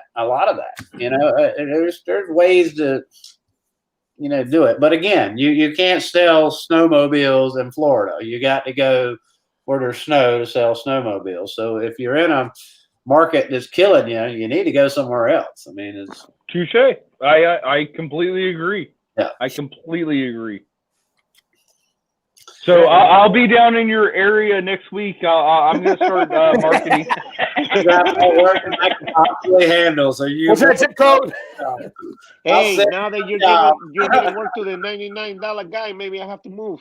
Maybe I'll move in your area so I can get all your $99 jobs. You gotta move. You just gotta travel a little bit. Yes, sir. Yes, sir. Well, and I'm Well- not afraid of traveling. I mean, I do it for the VA hospitals all the time. I mean, I've gone all the way to Georgia, to the border of Georgia, to install a ramp, all the way down to Marathon to install a lift. So it's not that I'm afraid of traveling. It's just this market, because how low has become, it makes it a little harder to spend. Remember, I got a freaking F-250 full of, well, I had the trailer. So right there, my expense was, already $50 in gas. You know what I'm saying? Plus my bleed, plus my time and all that. I'm a minimum of $200 for me to start making money, Yeah. So, Hey, Gene, got a quick question for you. All right. When you price a roof, and I'm sure, the reason why I'm asking this is because this is something that always gets asked. Right. What is one of the main apps that you actually use to price your roofs? Or are you actually walking every job? It depends. For the most part, I mean, I'm very familiar, so you got to take in consideration too that I've cleaned tons of roofs in damn near every neighborhood there is around. So Right. so he can just Same look as at us. it and give you a right. price. So a lot of neighborhoods I already know. I already know. Right. Some I don't know. Some that we get into the million. Y'all say a million. Hell, a million ain't shit here. 2 million, 3 million. You get into those homes, and yeah, I got to put eyes on that. I can't quote that over Too the big. phone. I can't do it.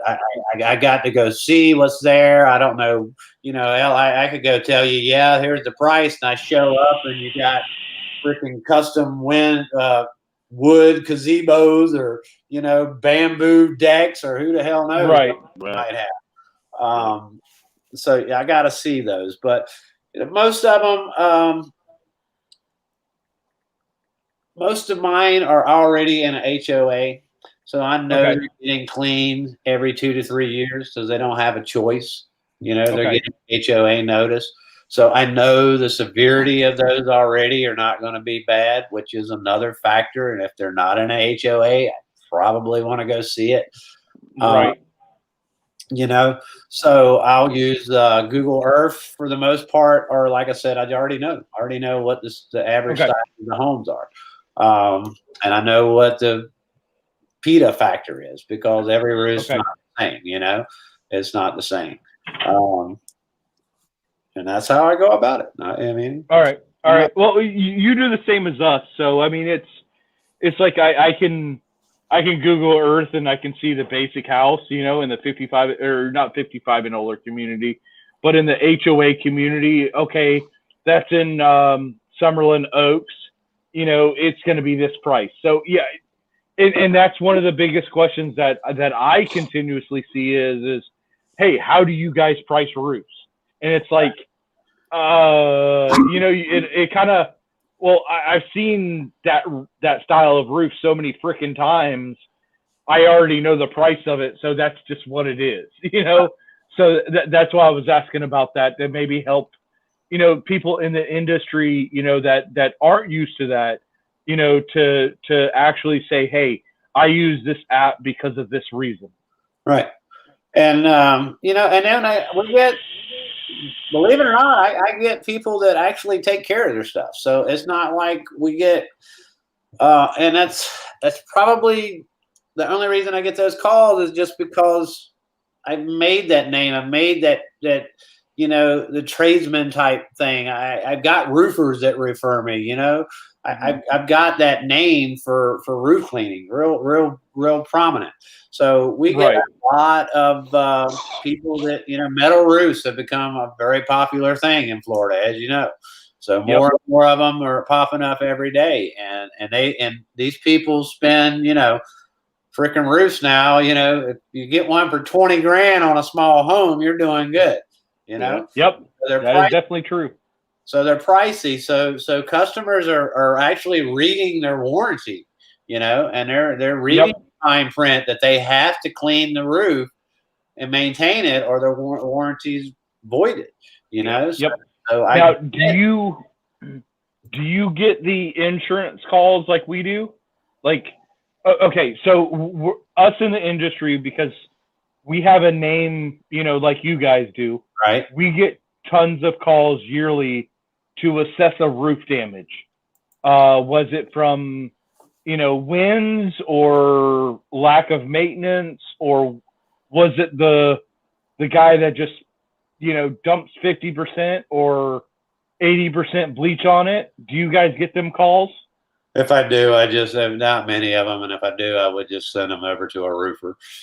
Yeah, gotcha. That's not my business. I clean roofs. I don't work on them, and it's no. That's actually what it's involved in, is to assess it for the insurance company. Contractor can't do that. Sorry, he can't. That's general true. contractor can do a repair. Yeah. Yes, No, they can. No, not any. In Polk County, actually, yes. In Polk County, yes, they can. Yes, they can. Yeah, in Polk County.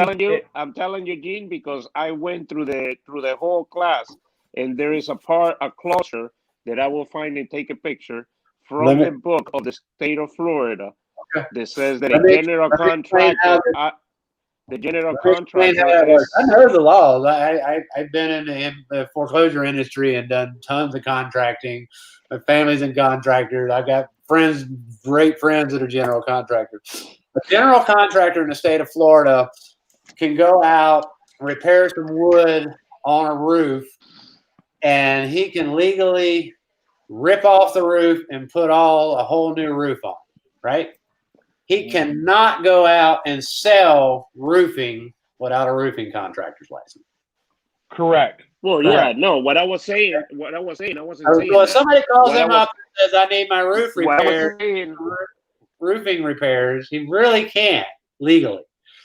He can't even in painting, and painting is different by county. So some counties don't even have a license. Everywhere here, you got to have a license. Same thing with that. He could go out, general contractor could come out and replace a piece of siding and paint the entire house and match that piece of siding. He can't go out and sell painting. No, he can't sell it, but he can do the repair.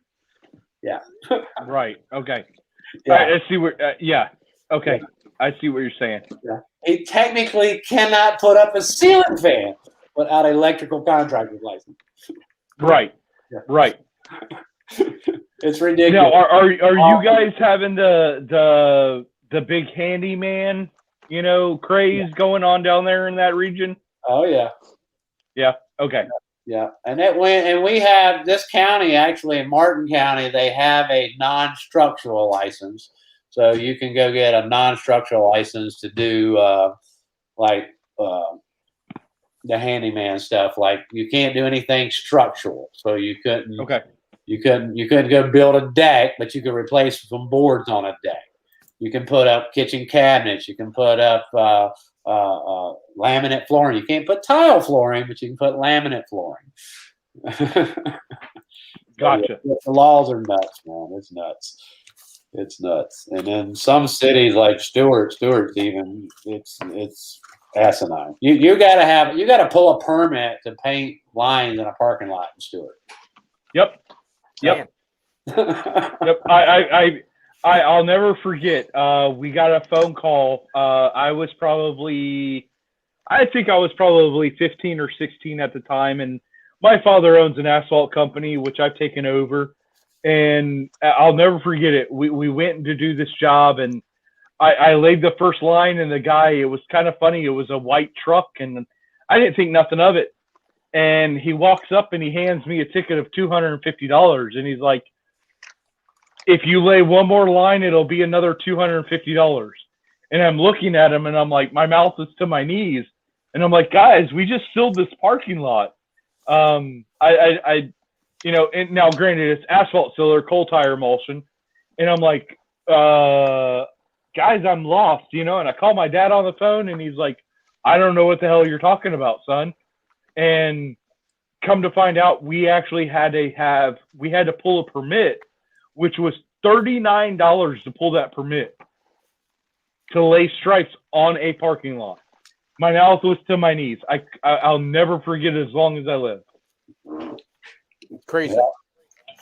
Yeah, Florida's nuts, and it's one of the hardest states in the country to get a contractor's license, and then but they don't really enforce it because the contractor's supposed to be on site while everything's going on, and there's no contractor on half the sites,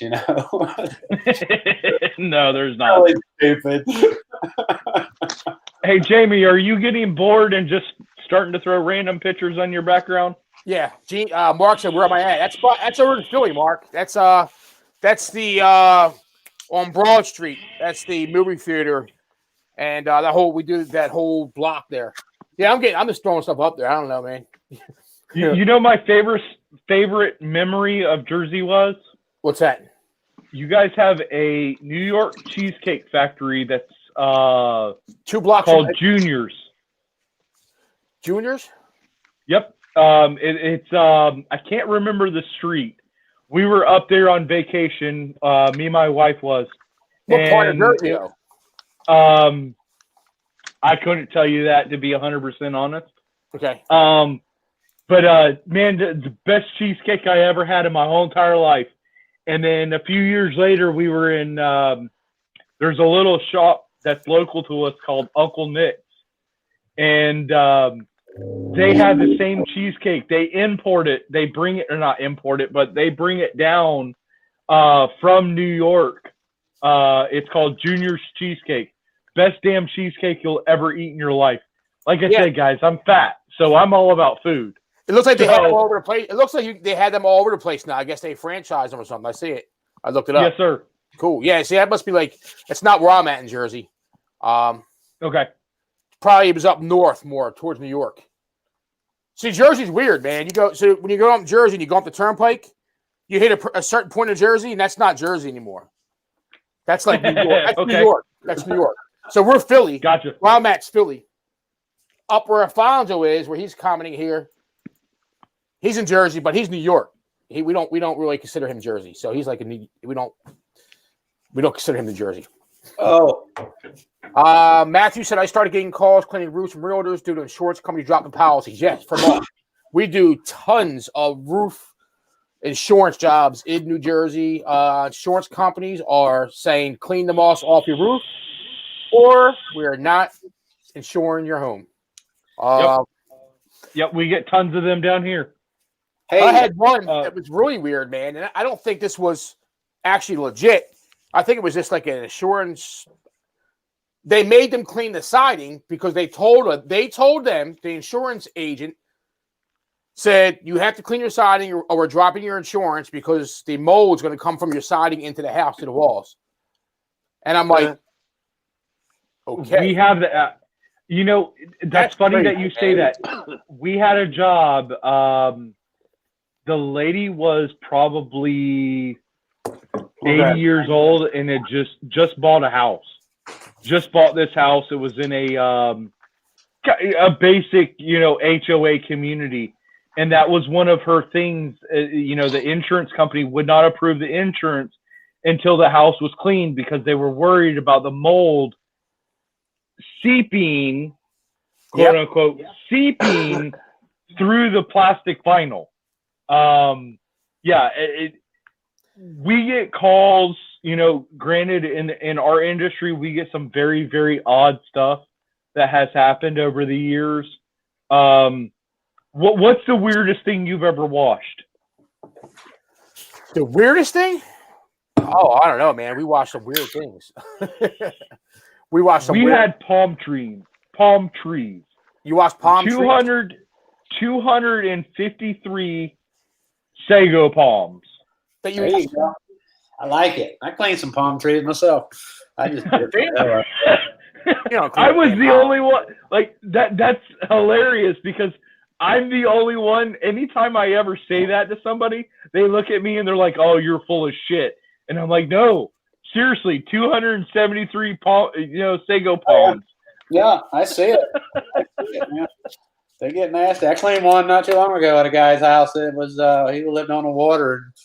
I don't remember what it was. I want to say it was a fox palm, maybe. It was a pretty tree, but it was like had the algae and shit all on the bottom of it. Just right. It was bad. So I cleaned it. I was like, I've been sending him a damn picture of it. Well, I won't lie. Such a pretty tree was messing up the rest of the house. Right. Well, I'll admit, when I was younger, I was young and dumb. We have a place called the Green Swamp, all right, and then we have River Ranch also. Years ago, when they were building all these huge communities, sago palms were like it was the happening thing.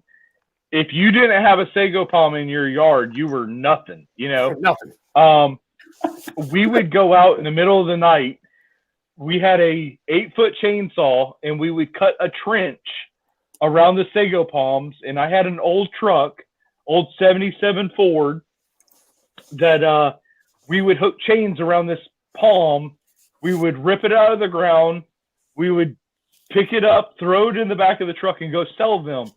And I'm talking, God, on an average night, we were making, $5,000 to $6,000 out of 3 or 4 of them.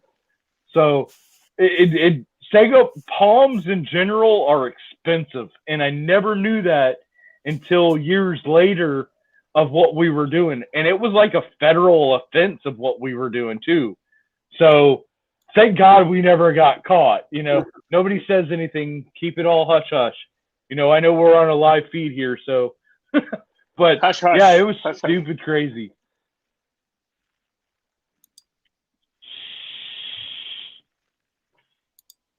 I still want to try Cousins Maine lobsters. I've never had them, Mark. Never, ever had them. We get Florida key lobsters all the time that are ridiculously huge, so I don't think nothing about Florida or Maine lobsters. We get. I'm sure Gene gets them all the time. Key West lobsters. Oh yeah, I go every year. Make them a lobster season in September, baby. Yeah, I'll be going in August sometime when regular season opens up. We stopped going during mini season. It's just too freaking crazy. People don't even want you in the Keys, so we go right. It was the first week that lobster season opens up. We usually go. Have you found all the washing machines down there in Marathon Island? Oh, there's a bunch of them in there. I was probably oh God, we're talking age now. I was probably 17 or 18 at the time, and we went down and I was diving.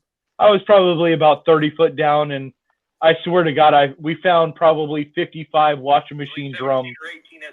And I was cheesing from ear to ear. There's a Volkswagen Bug there in one area. I forget the name. It's right by Marathon, but there's a Volkswagen Bug in the water there. That was crazy, guys. So my feed I froze up completely. My whole computer got jacked up, right? So right. I forced quit my browser, restarted my computer. You guys were still on live, because it kept you guys live. And I came back in. Oh, that's awesome. That picture's for Mark Mayo, man. That's Cousin's Lobster, bro. That's for you, man. I got that. I got that right on my phone, man. When they come to town, I'm there, Mark. I got that picture right on my phone, dude. I'm a big dude. You don't talk about that, Mark. Mark's by me, man. Hey, Mark. Next time they're over here, you come over, man. We'll go. They're here like every week. Or y'all can pick up some customers, man. Y'all go down to Tampa because the Super Bowl's coming, and the cheapest ticket to that thing's like $2,000, and the average one's like $15,000. Right. I got a buddy of mine. He's basically a brother from another mother. Works for a staffing company, right. And they actually won the contract for it. And the guys are actually, the people that they hired are actually making like $33 an hour to accommodate. I gather they're running like the beer tent, or not tent, but the beer stand, right. The hot dog stand, and the nacho stand, and everything in that nature. So it's going to bring a huge amount of money to the Tampa region. Yeah, my girlfriend's daughter goes to South Florida there, and she worked for the Raves, and they had a thing come in, so she's actually going to work during the Super Bowl, which is pretty cool. She's got it's a long shift, man. She's got a long time, but after it's over, she'll be able to work her shift and then watch the Super Bowl game. So that's pretty cool. That is cool. Yeah, that's really awesome. Yeah, that is cool. That's so amazing, Jamie. Tell us a little bit more information about how we can sign up for for your organization. Yeah, man, it's pwmca.org. It's all the info's there, our benefits are there. All the benefits of what you get when you sign up are there, and you don't see me. I don't push the association that much. I mean, it's not, we kind of trying to grow naturally, slowly with, my whole thing is value, right? I don't want people to join an association to be like, I had no value there. You know what I mean? So that's why it was really important for me, man, to get the website that we finally got done. I mean, we finally got it now where the contract locator works, where if you go sign up tonight, you put your information in, boom. Once I approve you, because we do approve the members, right? Once I approve you, you're instantly on the contract locator. So if somebody goes on there and looks for somebody in your area, it's instant. It's instant. It happens that fast. But that's awesome. More stuff. I got a lot of stuff that I want to do, but it's just, man, this time of year, I don't have time to freaking do anything. I just got so much shit going on. It's crazy. Yeah, I know. I know, man. It's hard, and that's the thing. It's hard, man. Now, Jamie, it takes time and effort to run an organization. So right. Takes a lot of time. With your seasons, because it's kind of, it's intriguing me. How much do you have wash time versus no wash time? So we like your busy months to your slow months. Yep. So where are you at? We crank up in April. April gets crazy, out of control. Okay. It stays crazy pretty much until you get into August. August gets to be a weird month because you got kids going back to school here. You got all that people doing the last minute vacations because school starts in September here, right? And then once you get through that little stretch, you get to September, and then you got all your fall business starts slamming right back up again. And we typically go right up to November, pretty busy, and then it will start to it slows down, and then you get into December, January, February, where it's pretty much you're just doing whatever. It's not a lot of guys are shut down. We don't shut down because we do some other things. I just like to I don't know. I just never see my business. I don't want to be a seasonal business. It's just not. And I understand. There's nothing wrong with it. Guys do it, and they take off in the winter and they enjoy it, right? But for me, I just like to be. I don't know. I just like to be full time, open all year long, and I have two guys that I pay. I have two guys that get paid all winter long too. They work. Right. Well, that's why I was thinking about it. I know for us, I don't know about Gene and John, but for us with Burton pressure washing, we have literally like July and August are always slow for us. There's no holidays.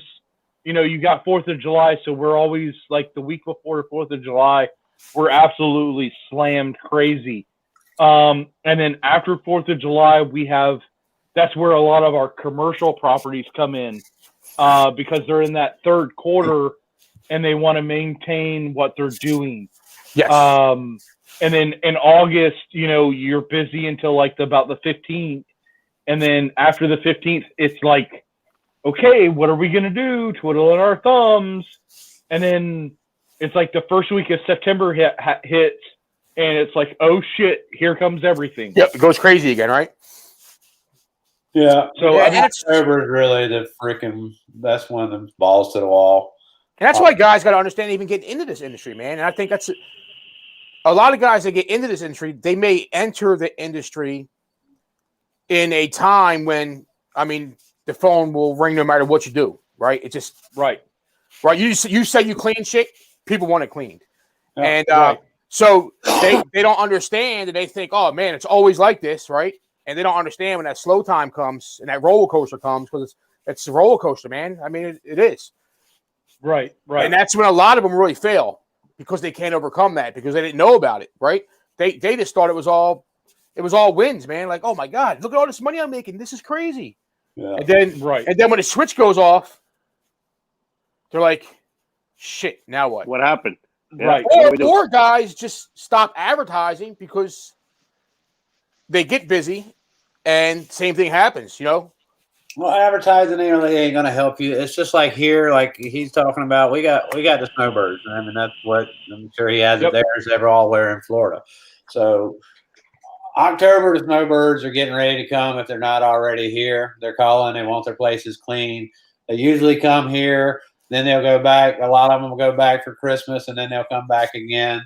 And that's for residential for us. That's the big one. And then you got your regular customers. You know, it's Thanksgiving, it's Halloween, Thanksgiving, Christmas, New Year's. You know, they want their place clean during the holidays. You know, they have people coming from up north, and they're going to hang out on the pool deck in Florida, right? Right. So, and then hey, Jamie, what did you do to your camera? Why, it's broke? You're just walking around, so that's why I was asking. I switched feeds. You guys are going to ride with me. I'm at the office, man. You guys are all home relaxing.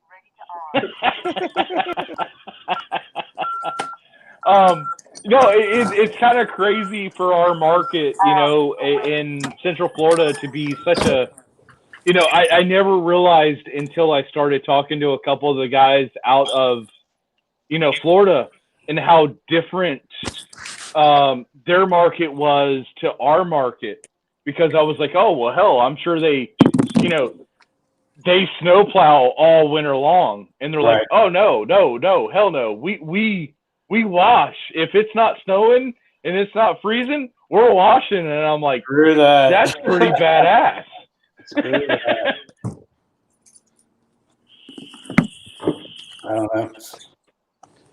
It all depends. Like I said, man, there's so much stuff. Like, look at all the commercial work. I mean, I always thought like Orlando, man, you could go down there and like commercial route just rolling constantly.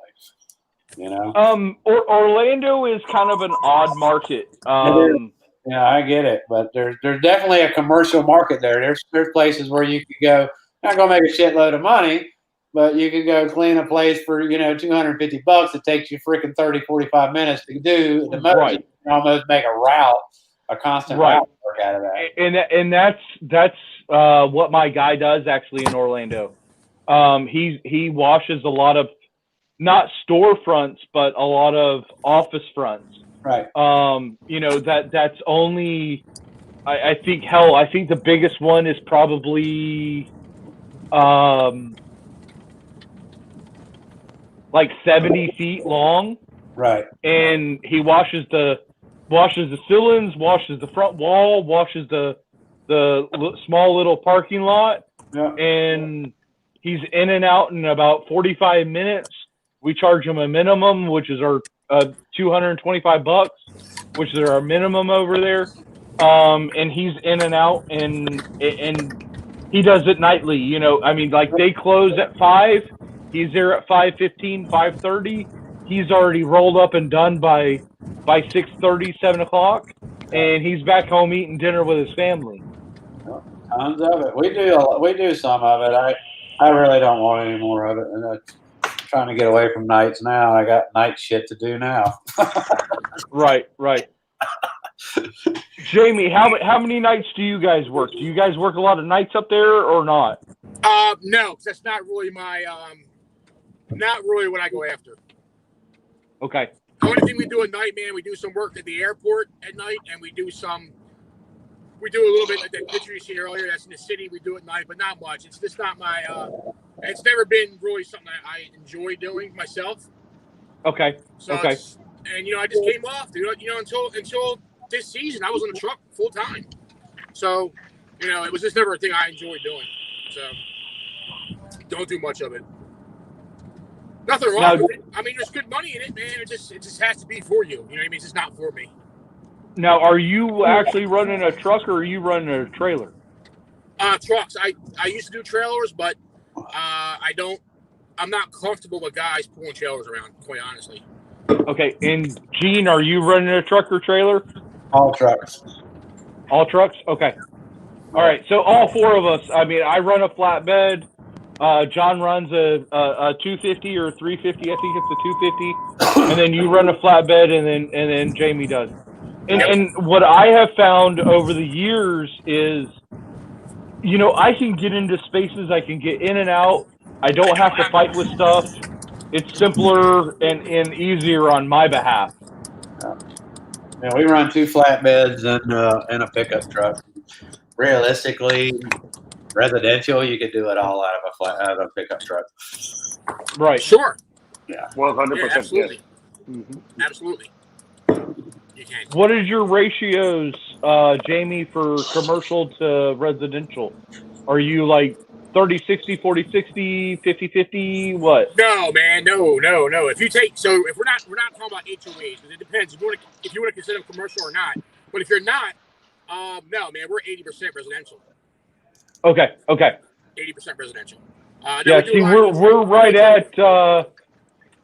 at probably 50-50 residential, and then our commercial side, we do a lot of work for a large company, which is a transport company. Okay. We do a lot of, they do a lot of turnarounds. So what they do is like say, for instance, say warehouse 1 had fertilizer in it, and now they're going to put dog food in it. We will go in and wash the whole facility, so now it's food grade. That's one of the things. And now with that attribute, I mean, it's kind of stupid crazy. They give us timelines. So we literally have, like, when they say you have 18 hours to turn around, you have an 18-hour turnaround. There's no ifs, ands, or buts. If you're not completed with a job, you get fined. Wow. So that's one of the things that we are, fortunate with our rigs. We can get in, get out, and just murder the job, and make it so much simpler doing it our way. So, fellas, Well, HOAs are about we got somebody here asking a good question. He's a new guy, and probably will be great for him to hear from all of us. His question is, I'm starting out for a residential client. Is it okay that I don't have a water tank and use the customer's water? What do you all got to say about that? Let me answer that. If you want me to answer it? I'll answer. All of us. Let's give him a quick tip. All right. Alex, the water tank that you see is just a buffer tank, and the reason that tank is there, for the most part, it's not that you can be remote where there's places that don't have water, but for the most part, guys are running an 8 or 10 gallon a minute machine, or they may be running soft wash systems off of it too. And what's happening is they're using more water than the customer's actual water hose will put out. So they're actually still using the customer's water. It's just filling up that tank. So I would say damn near everybody uses the customer's water. That's the reason you see the tank, though. That's right. Yep. Absolutely. Right. In my opinion, it depends on the equipment you're using. If you're using a 4 gallon a minute, it's easier to hook up the hose right to your machine, But if you're using something like 5.5, 8 gallons a minute, it's better to have a buffer tank because the like Gene says, some of the houses don't pull any more than 4 gallons a minute out of the spigot. So if you want to have, constant water, you need a buffer tank to help you out. Yeah, and also you got to take in consideration, even if you are using a 4 gallon a minute machine, that doesn't mean you can take 200 foot of water hose, hook it up to the customer's house, and still have 4 gallons a minute at the end of that water hose. Good so point. those are the reasons that you have the buffer tank. And a buffer tank, man, it doesn't have to be huge. No, it doesn't have to be big at all. It's just all it is exactly what it's a buffer. It's a buffer between that hose bib and your machine. It's we run 8 gallons a minute, man, and we don't use that much in the buffer, honestly. I do. We run even in the big trucks because we're always doing HOAs and stuff like that where we have. Well, yeah, HOAs are different. I mean, HOAs, man. I have some where I have to like literally just bring trucks in for water, like to fill, and you know that nightmare, Gene. That's a whole other animal, man. Yeah, even on residential, it depends on how much stuff you got on there. We pull up to a resident, and we might have 3 machines running at one time. So even with a 550 gallon tank, sometimes we'll suck it dry. Sometimes there's a shitty days when it happens too. So I'm taking you guys on a trip. What would be your advice, Alonso? I'm sorry. I'm trying to get my Bluetooth back on. I'm sorry. What was that now? So Alex Lopez had a question. He said, I'm starting out for residential clients. Is it okay that I don't have a water tank, and can I use the customer's water? We used the customer's water.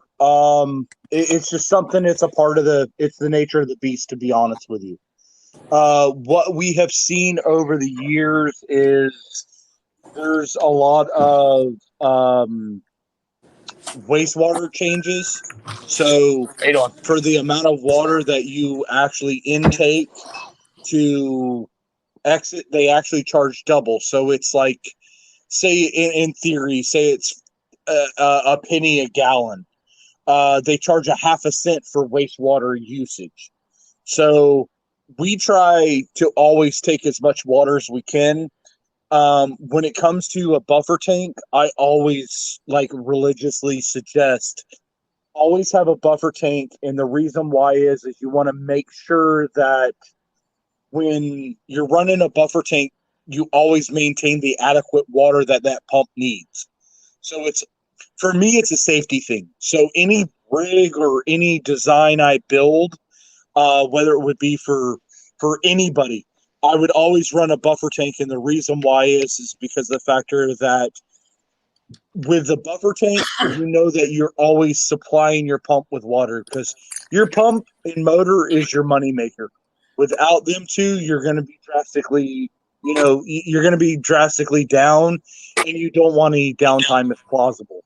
Yeah, and you will. And here's another one for the new guys, because you'll actually have customers that ask this same question because they see the trucks with the big tanks and they think they're bringing the water there too. So you'll actually have customers go, "Are you going to use my water?" So you got to explain to them, "Yes, we're going to use your water." But if you're using a 4 gallon a minute machine, that means you're using 240 gallons an hour, right? Water's sold by 1,000 gallon unit. So you'd have to be there 4 hours to use 1,000 gallons, which I don't even know what it is. $6 maybe for. I don't even think it's that Yeah. much. That's crazy. Yeah. Yeah, You so can't don't see the chats worry, in the phone, don't worry, Alex. You know, it doesn't, because I see that you said that you were a little concerned because a tag won't make it look professional. Nah, bro, don't even sweat that. You know what I mean? We all use the customer water, whether it be connected directly to the machine or through a buffer tank. So don't feel bad about that. What happened to Alonzo? He fell out. What? Where'd he go? I don't know, but if he comes back in there, I don't know if I'll see him to put him on because I actually I joined as a guest on the phone. Uh-oh. The feed's in the office running right now. Like the computer's running the feed. So I don't know if I'll see him. So Alonzo, if you're trying to get back in, bro, I don't know if I'm going to see you or not on here. Ooh. Because I'm just a guest. Oh yeah, that's right. Nobody can approve him by you. Yeah. Yeah, I'm just a guest right now. You see, I'm Guru. You see, look, I'm Guru J. You see that, right? Guru J. Guru J. You see that name there, Guru J in the house, boys. Get you some. Oh man, we're crazy. We're a bunch of crazy folks, man. But I tell you what, this was a very great We've been on for 2 over hours. 2 hours. Yeah. So it was good stuff tonight, man. I We finally think so, seen too. Gene O'Neill come around, man. I thought they buried his ass in the desert somewhere. I'm telling you, man. Some Jimmy House shit happened to Gene, man. Where'd he go? They got him. Oh God. Alex, I know Gene's been busy, man. He's a busy bee. Alex says, I'm on a budget, so I only got to afford a DeWalt 3600 2.5 gallon a minute. I noticed most professionals use 4 gallons a minute and above. I will still be able to do the job, just take more time. Is that the only disadvantage I have? You got several disadvantages of it. You probably got a direct drive unit. Those units are homeowner units, so that means they're made for just running a short period of time and turning off. What's eventually going to happen is you're going to burn up the pump. They're also, that's another reason for a buffer tank too, is when you're off the trigger. In other words, I can turn my machine on, leave it on 24 hours a day, and it's always circulating water. When you're off the trigger, it circulates water back into that tank and keeps your pump cool, and you don't have that problem. The direct drive, or their bottom line. But if you're going to upgrade, my recommendation is I would skip right over to 4 gallon a minute, 5.5. I'd go straight to an 8 gallon a minute because it's time factor wise. Realistically, you'll make back the money it costs for that pressure washer really quickly. Yep. Really quickly. Hey, Gene, I got 6.5 gallon a minute, man. This little beast, man. You got 6.5 gallon what? Well, we're carrying them. So 6.5 gallon a minute. It's a little beast, man. It's Gotta be perfect machine for those guys that don't want to that don't have a huge budget, right? But they want, they want some volume, and they're not going to sacrifice PSI. Right. 6.5 to 3,000. So. Right. But yeah, I'd say, dude, you can get it done with the machine, like Gene said, you can get it done, man. But honestly, I would go do a couple jobs with that, because you can do a couple jobs with that, man, and upgrade the machine. Honestly, it's not going to take you that much to save up, because it's going to be hard for you. It's going to be hard with the machine, and the problem is they're not going to last either. They're not going to hold up. Mm-hmm. And if you look at the money, man, that you spend, you'll spend on replacing those machines, you can get yourself a little decent machine. And I'm not saying you got to go out and buy the best machines in the world and buy all the bells and whistles and all the great stuff, but there's nothing wrong with it. Everybody starts somewhere, so you start with what you have, right? But as long as you have a goal, Alex, get off of YouTube, get off of Facebook, go actually to a convention for pressure cleaning, meet people, see equipment, talk to people. Because if you don't spend the money to do that, you're going to spend 100 times the money buying stupid shit you're going to throw away. Amen. And you say you're on a budget. you're gonna spend that budget and unnecessary tools. Make sure you increase that budget, because at the end you're gonna make it back because of how faster are you gonna be able to clean, how much better you're gonna be able to clean. Yep. All right, guys. Well, I just poured up at home. We've been on here for over 2 hours, so Fellas, great. it was a great show. Yep, Thank good you all, talk, you man. guys, for staying with us, all 15 of y'all. And, Yeah. you know, it was awesome having Alonso to have the contractor perspective of what's going on in the industry, you know, besides 7 vendors. Dude, so John, let Zonzo know. He's doing a private chat saying, let me in. I'm in the background trying to get in. I can't, I don't see him in here because I'm not on the, I'm just a guest now too. Because I don't see him in there. You know what I mean? I just see you, Jane, and me. He's not there. Yeah. Because I'm just a guest, man. I'm just a guest. Well, I'll contact him and explain it to him afterwards. Yeah, it was good though, man. He had some great stuff. It was awesome. I think we, he shared a great story, and I think all the tips and stuff everybody gave out tonight, I think will help some guys out. You know what I mean? Big time. And we all learned something from each other too. I mean, that's what's really cool. You know what I mean? By just talking, we all learn stuff from each other. Yep. And that's what it's always about. But yeah, I appreciate you guys, man. We appreciate all you guys coming on, hanging out, watching us, talking, hanging out, asking questions. Gene O'Neill, man, thanks, brother, for coming in there and hanging out. Gene, my man. See you guys. Gene's the man. See you guys. So Gene's better get ready for Myrtle Beach, Gene. You got a lot going on in Myrtle Beach, my friend. Oh, I know. A lot. It's going to be hectic. And the Squeegee Light guys invited me to the show. So if you guys have not subscribed to that show, you need to. It's going to be really good. I think we're doing it Wednesday, this February 6th. I'm going to be a guest there and join them. They have an awesome show, and they're fantastic guys. Yep. So yeah, they are good guys. So my boy David Carroll from Dope Marketing was on there last night. He was there, bro. He dropped a lot of knowledge, bro. Dude, I told you. Great show. If you remember the conversation from the 24-hour live when TJ was saying, I don't know if he can hang with us. I'm like, yo, I'm telling you. Yeah. My boy Dave can hang, man. And they were like, yes, dude, they had a hell of a time last night. It was an awesome show. I watched the whole thing. That's great to see, right? Like the industry is like, crossing and guys be able to get on and hang out and have a good time, man. That's really good. That is awesome. Yes. 100. Right. We're bringing the industry together little by little, different ones. So that's a good thing. Yep, it's good stuff, man. So I will see you guys in Myrtle Beach. And, all right, fellas. Out of John's neighborhood. All right. Yo, so I'm gonna leave this. But this feed's gonna probably keep staying running until I get onto my laptop and try to shut it down. So all right. See you guys. All right, peace. Great to see you guys. Take care. All righty. All right.